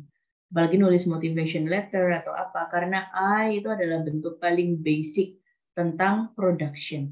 Gitu ya. Jadi mulai di-combine lah kalimat menggunakan. Ini biasanya mereka pakai I dulu. Semuanya pasti I. Buat kalimat tentang apa itu pasti diawali dengan I. Ini pada saat belajar 6 bulan sampai 1 tahun. Yes, no, 1 or 2 word answer list or labels. What you have to bear in mind, not all of the students have the same pace. Tidak semua memiliki kecepatan yang sama. Ada anak yang memang cerdas bahasa, gitu kan, bakatnya di language. Biasanya ketika umur sampai belajar 6 bulan atau 1 tahun, teman-teman yang masih ada di sini, dia udah berani ngomong macam-macam gitu. Udah lebih cepat majunya, dia kecepatannya udah kayak belajar bahasa 3 tahun ya. Ini biasanya bisa di-adjust dengan Duolingo. Orang kalau belajar Duolingo kan berdasarkan kecepatannya sendiri. Ini adalah kecepatan orang normal, ya orang yang nggak cerdas bahasa banget, ya orang biasa aja. Biasanya butuh waktu segini banyak. Tapi kalau dia cerdas bahasa, dan biasanya dia pakai Duolingo sendiri, biasanya 2 bulan udah bisa bahasa Perancis. Kayak gitu. Setelah 1 sampai 3 tahun, ini ada speech emergence, dia punya comprehension, simple sentence. Grammar masih salah-salah, tapi dia udah paham. I went to, I will go to, bisa membedakan future and past. And sometimes they can understand joke. Sorry. Nah, di sini. Meskipun masih ada salah paham gitu ya. Ini udah intermediate fluency, ada grammatical error. Nah, untuk seperti native speaker, kira-kira butuh waktu minimal 5 sampai 7 tahun. Harusnya kalau kurikulum bahasa Inggris SD sampai SMP aja, itu udah runut, udah agree, dan semuanya sudah mengikuti ini, insya Allah lulus SMP itu anak-anak kita udah bisa speaking kayak orang-orang Singapura atau Malaysia. Kayak gitu. Sayangnya kan kurikulumnya ini masih berantem ya, antara harus bisa produksi sebagai interactive language atau harus bisa menjawab soal dalam teks gitu. Nah, kalau menjawab soal dalam teks kan yang ditanyakan ya udahlah pokoknya nomor 1 ya jawabannya di paragraf 1, nomor 2 jawabannya di paragraf 2. Nah, seperti itu yang membuat kok bahasa Inggris ini nggak segera diproduksi gitu. Padahal belajarnya udah mulai SD. Oke. Okay? Right, Bu Rodia, you wanna say something? Ini sambil diamati ya teman-teman yang lain tabelnya ini. Bu Rodia, yes? Yes, Ibu. So I would like to ask about this approximate time frame. So we can say that this is like the duration of the learners to learn the language. So in Indonesia, you know that students learn English, let's say the curriculum start from secondary school or SMP. Mungkin yang beberapa tahun lalu from elementary school or primary school. Nah, itu berarti kalau kita katakan kan they learn more than 9 years gitu kan. But ketika kita melihat fakta bahwa for example Indonesian children, mereka dibawa ke luar negeri sama orang tuanya for about 6 months. Itu kemarin saya sempat wawancara karena ada tugas itu, saya tertarik. 2 anak yang berbeda, hidup di Indonesia sama hidup di Australia. Kemudian I tried to compare. I had an interview with them. Sama-sama dua-duanya ini. So the children who live in Indonesia itu study in international school. Yang satunya kan hidup di mana, you know, konteksnya memang di English native country.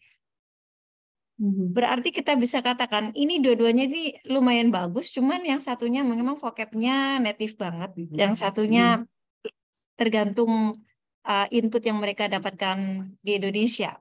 Walaupun ini international school, 8 jam mereka di sekolah, ini juga sama, sekitar segitu. Tapi mereka dalam kehidupan di luarnya juga menggunakan bahasa Inggris. Yang satunya kan tidak. Ketika pulang ya sudah, they speak bahasa with their family dan juga friends and so forth. Nah, jadi tetap ada perbedaan di situ. So we cannot say that kalau berarti penghitungan dari time ini dihitung dari how long they have been exposed atau learn dalam durasi waktu belajarnya atau terekspos bahasanya, bukan dari misalnya kayak di Indonesia, oke, SD-nya 6 tahun, secondary school-nya 3 tahun, high school-nya 3 tahun, totalnya 12 years. Padahal kalau di-compare dengan anak yang hidup di luar negeri, they just need only less than 6 months sudah they can speak really well, kan? Seperti itu. Berarti ini kalau kita katakan time ini hanya dihitung pada saat keefektifan dia belajar itu ya Bu. Bukan berarti dia, sejak kapan dia belajar bahasanya. Tidak dihitung dari SD 6 tahun, SMP 3 tahun, seperti itu Ibu. Thank you. Okay, thank you Bro Dia. No, of course not gitu ya. Makanya ini judulnya kan stages of dia yang terekspos bahasanya itu.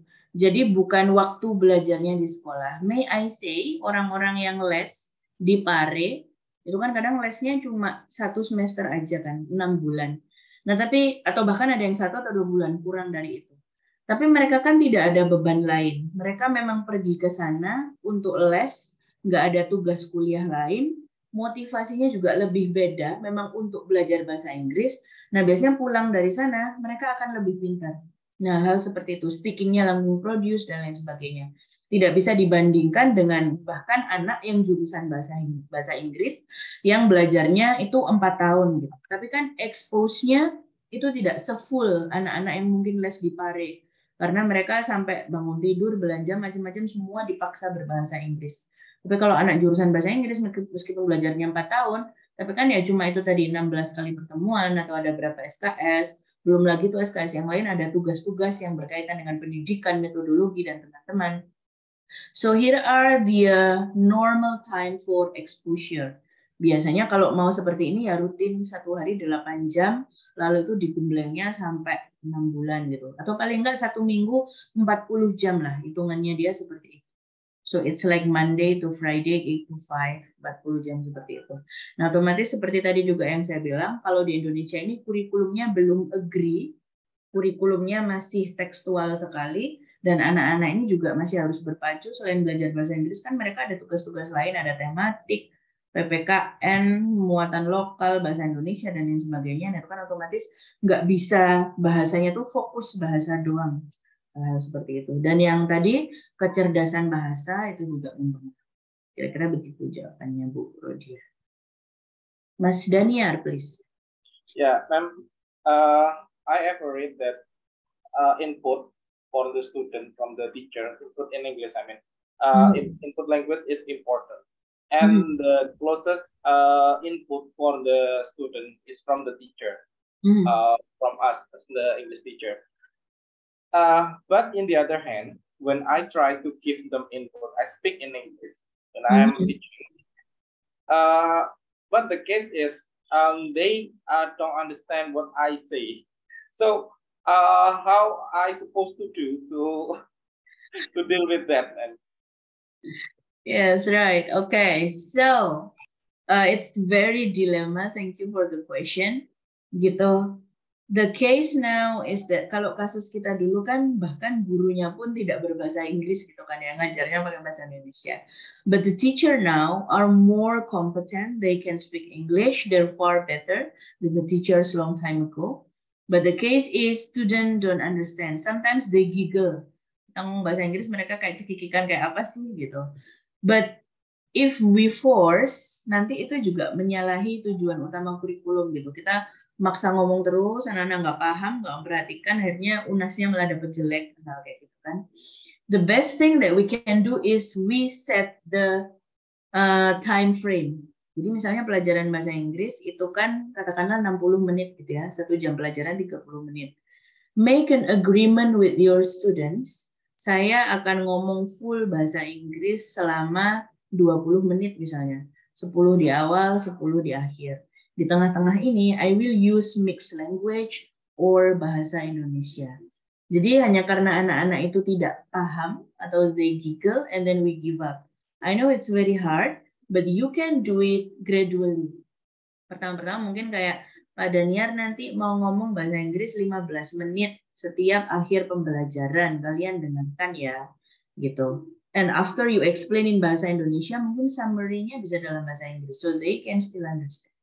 Lalu udah lama, udah terbiasa selama 1 bulan, 2 bulan, bulan ketiga ditambah. Bapak nanti ngomong bahasa Inggrisnya 40 menit ya, kalian dengarkan baik-baik. So, we will try our best to communicate and give exposure to them while they can also get the knowledge. Maybe you can try that, Pak. Bisa seperti itu. Karena yang penting konsisten. Dulu pernah dipakai yang kayak English Day, itu kurang konsisten. Jadi kayak dalam 1 bulan gitu kan, dalam 1 bulan ada 4 kali pertemuan bahasa Inggris. Setiap minggu terakhir saya mau pakai full bahasa Inggris selama 60 menit. Nah, itu ternyata tidak lebih efektif daripada yang setiap minggu saya ngomong 5 menit aja, dikit-dikit. Yang penting anak-anak terekspos. So maybe that's my suggestion, or do you want to share anything else? Apa udah dicoba tapi ternyata masih gagal juga? Ya, saya pernah nyoba seperti itu untuk menjelaskan kan. Itu merekanya nggak paham, saya tanyai, saya tadi ngomong apa gitu.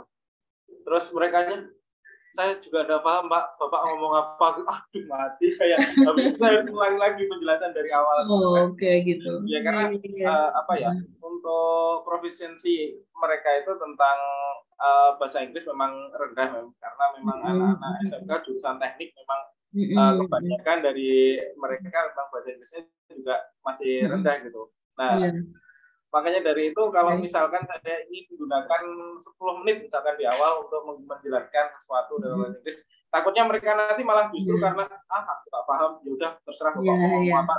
Akhirnya malah jadi lost attention gitu, kayak takutnya saya gitu. Akhirnya malah sama sekali kayak bahasa Inggris yang saya gunakan dalam pembelajaran itu malah jadi sedikit sekali gitu loh. Saya sebenarnya juga menyesalkan tuh kok kayak gini ya, tapi ya mau gimana lagi gitu. Jadi kayak ada pergulakan batin gitu loh, Mas. Oke. Kalau misalnya nggak berhasil, mungkin dicoba di akhir aja, Pak, sebagai summary. Jadi kan di awal udah nerangkan pakai bahasa Inggris, terus pakai bahasa Indonesia, terus saya ulangi 5 menit terakhir pakai bahasa Inggris ya. Atau ditantang aja anaknya, coba yang bisa ngecek saya nerangkannya salah apa benar, atau sama apa enggak sama yang bahasa Indonesia tadi. Yang bisa nunjukkan kesalahan saya di mana pada saat menerangkan, nanti dapat apa, kayak dapat poin plus. So, kalau SMK kan they like challenge ya, gitu. Ini kenapa ini sebentar? Ternyata mati PowerPoint-nya, wait. Ya, jadi kalau anak SMK itu kan they like challenge. So if you try to challenge them, misalnya saya udah nerangkan tadi pakai bahasa Indonesia, sekarang saya terangkan pakai bahasa Inggris, yang bisa ngecek kesalahan saya ada di mana, nanti dapat apa dan lain sebagainya, seperti itu. Maybe you can try. Semangat, Pak. Memang profisiensinya segitu. Yeah, right. Okay, now let's move on to this. This is the last stage, gitu. And this is very easy. Ini kelihatannya banyak, gitu ya. Tapi ini gampang banget, action plan. Jadi mengajar, I'm so sorry, saya sambil ngecas dulu.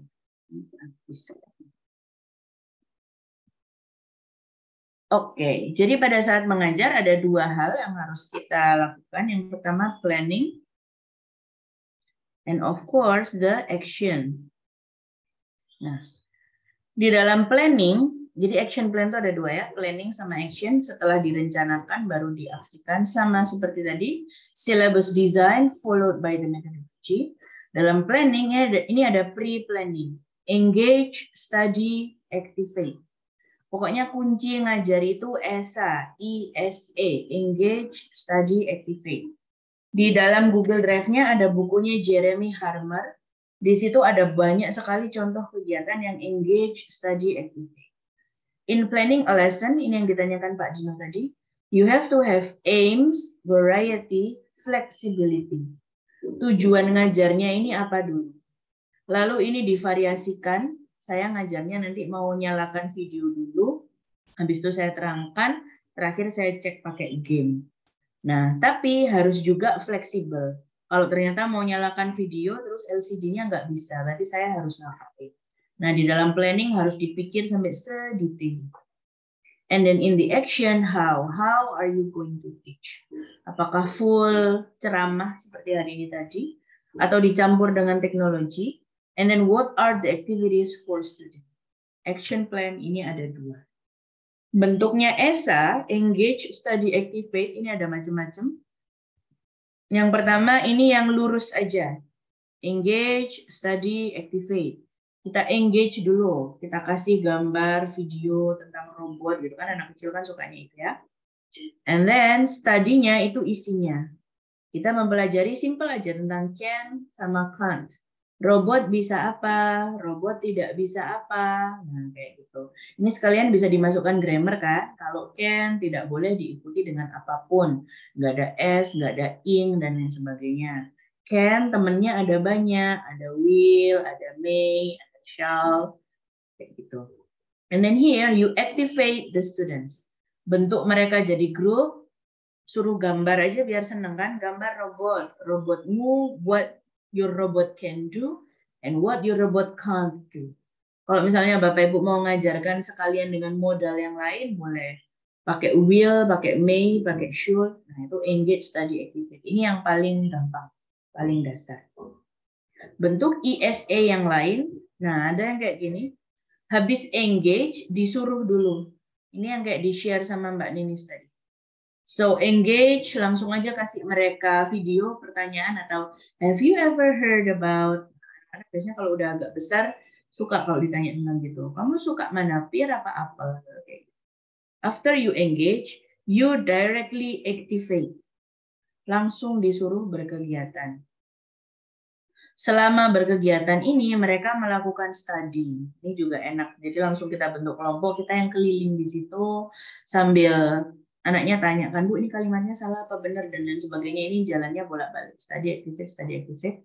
Nah, terus setelah itu, setelah grup kelompok, suruh maju ke depan misalnya, presentasi atau apa. And then after that, finally we do the study. Kita bahas bersama-sama yang dikerjakan tadi, benar apa salah. Jadi, engage, study, activate, there are 3 important elements, but they don't have to go on a straight way, gitu ya. Jadi nggak harus lurus, boleh langsung diloncat kayak gini. Atau yang terakhir, nah ini yang paling jelimet. Kalau misalnya punya 3 jam pelajaran bahasa Inggris. Tapi yang pertama nomor 1 harus engage dulu ya. Ada habis engage, terus diactivate-kan dulu, study, dan lain sebagainya. Lalu setelah itu mereka di-engage lagi, itu boleh. Kayak gitu. Pokoknya dimulai dari ini dulu. Jangan sampai datang-datang terus langsung activate. Ini anaknya kadang juga bingung gitu kan. Mau activate model apapun, pasti kita mulai dengan pertanyaan atau dengan triggering question. Nah, itu sudah bisa disebut engage. So the takeaway for today, yang penting belajar bahasa Inggris, mengajar bahasa Inggris itu tadi, you have to incorporate top down and bottom up together. You have to always have the big plan. But don't forget the strategies and also technique, and make sure you engage your student first before you ask them to study together and then to activate. Yang lainnya you can insert into your teaching. Yang tentang tadi pendidikan karakter, restorative justice, exposure dalam bahasa Inggris, lalu apalagi pembiasaan dan macam-macam itu adalah semua perintilan di dalam 3 hal itu tadi ya. Yang penting ada RPP, technique, strategy, and then you incorporate this. Top down and bottom up should go together. Jadi nggak mungkin engage, study, activate ini tanpa top down and bottom up, it doesn't work. Topik apa yang akan diajarkan kan nggak terpakai. Seperti itu. Right, okay, any comments? We still have 10 minutes.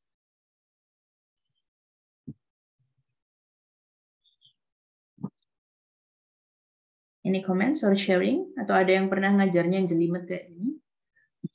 Teknik jelimet itu nggak apa-apa, yang penting ngajarnya nggak jelimet kan itu. Anak kan nggak tahu kalau kita itu udah semalam plan kayak gini. Mereka taunya kelasnya Pak Irfan seru ya, dan mereka taunya kayak Padahal kita mikirnya semalaman ini anak-anak diapain gitu kan. Right, question. Saya izin screenshot ya Bapak Ibu buat absen. Jadi nggak saya panggil satu-satu. Oke. Questions please? Nggak ada yang tanya ini? Atau ada yang share lagi for the takeaways? No? Okay, now I want one person please. Udah saya ulangin tadi padahal, tapi nggak apa-apa. Please share with your own language. What have you learned today? And how can you possibly translate them into your classrooms? Boleh dibuka lagi PowerPoint-nya boleh. So anyone please, what you really remember from our meeting today, and how can it be possibly implemented in your classrooms? Yuk, yang lainnya, Pak Dino sudah, Pak Ervan, Pak Daniel, Bu Nur Aini, Pak Nurmas, terus Mas Syarif, Ninis. Yang lainnya please. Masih ada Wardah, Diah Ayu, Bangkit, Erni, Tea, Cynthia. You can explain in bahasa Indonesia, that will be good. I also accept that. Kalau bisa explain pakai bahasa Indonesia kan berarti paham tadi maksudnya apa gitu kan. Tapi kalau explain pakai bahasa Inggris, ya nggak apa-apa juga. Okay, anyone please? No? Kok sepi-sepi aja? Atau yang tadi mau sharing lagi juga nggak apa-apa, silakan.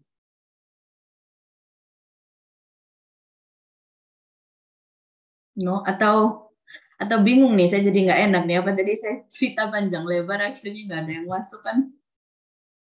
Atau tidak bisa dipahami, masih bingung, nggak bisa ngikutin.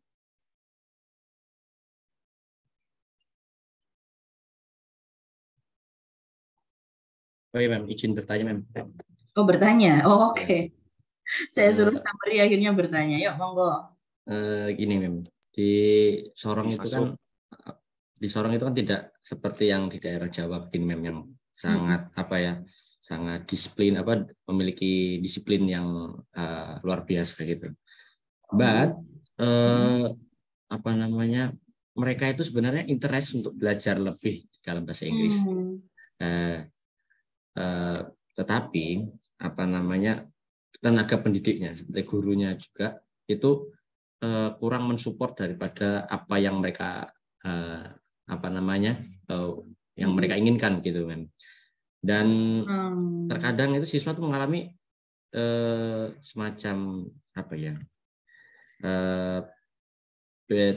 set justifikasi begitu kan, dimana ketika guru sudah menjelaskan panjang kali lebar sampai berbusa, tetapi mereka bertanya, Miss, tadi itu apa? Nah, sehingga guru ini tadi berarti. Ya, sehingga guru yang mohon maaf kesabarannya mungkin low, akhirnya mereka menjustifikasi dari tadi nggak diperhatikan dan sebagainya. Padahal sebenarnya itu mereka memperhatikan, tapi kurang paham apa yang dijelaskan. Itu menurut Mem, sebaiknya kita kelak menjadi para pendidik, kemudian para penggerak lah bahasanya itu, untuk membuat siswa itu interest itu seperti apa, meskipun mereka dalam pemahamannya tidak begitu high dalam memahaminya. Thank you, Ma'am. Okay, thank you, Mas Nurmas. This is also a takeaway for me too ya. Berarti kayaknya termasuk what I should do gitu. Sebentar. Jadi for what I should do, I think we should change the question kalau gitu. Apa yang Anda pahami atau apa, itu pertanyaannya mungkin bisa diganti aja. Apa yang paling Anda ingat, kayak gitu tadi. Atau apa yang paling bisa diingat, mungkin bisa itu. Dan kalaupun ada waktu, ternyata anak-anak kurang paham, kalau ada waktu, kita ini kan dilemanya dikejar kurikulum itu tadi ya. Kalau masih ada waktu, berarti minggu depan ya harus diulangi lagi gitu. Whether there is a time left or not, pasti di minggu berikutnya kan kita akan tanya, minggu kemarin kita belajar apa, kayak gitu. Spare some time, meskipun cuma 5 atau 10 menit, gitu, ya nggak apa-apa, diulangi aja. Kalau menurut saya itu sih kesabarannya. And then maybe we can tone down the question. Kalau diminta tadi yang dipahami apa, mungkin kan kesusahannya masih mencerna atau apa, bilang aja. Tadi yang paling diingat apa? Atau tadi waktu Bu Guru pertama masuk, Bu Guru bawa apa? Things like that. Small things can make big difference. Itu sih. Menurut saya seperti itu. Right, oke. Okay. Thank you, Mas Norman. Iya. Thank you, Ma'am. Iya, no worries. Kelas saya yang selanjutnya sudah mulai telepon-telepon. Saya ngajar lagi jam 10 soalnya. Or any more comments? No? Oke, sebentar. Saya udah share belum ya? Sudah saya share karena ada sedikit modifikasi. Sudah saya screenshot juga. Jadi ini yang masuk hari ini cuma 23 orang ya. Memang 23 atau lebih ya Mbak Nini? Soalnya yang saya terima kayak ada 26 kalau nggak salah. It should be 26, Ibu. Yeah, 26, right? Yeah. Yeah, berarti ada 3 nggak masuk. Okay. Okay, I'll check again. Okay, if you don't have any more question or comments, and then I guess we can meet again next week, next Saturday. Yeah? Thank you very much for coming today, and I hope you have more time to read through again the materials that I gave you today. And if you have any more questions or anything, we can still always talk about it next week. Yeah. Okay, thank you so much, Bapak Ibu dan teman-teman sekalian. Have a nice weekend. Wassalamualaikum warahmatullahi wabarakatuh. Waalaikumsalam warahmatullahi wabarakatuh. Thank you, Bu. Thank you. Nice weekend, Ibu.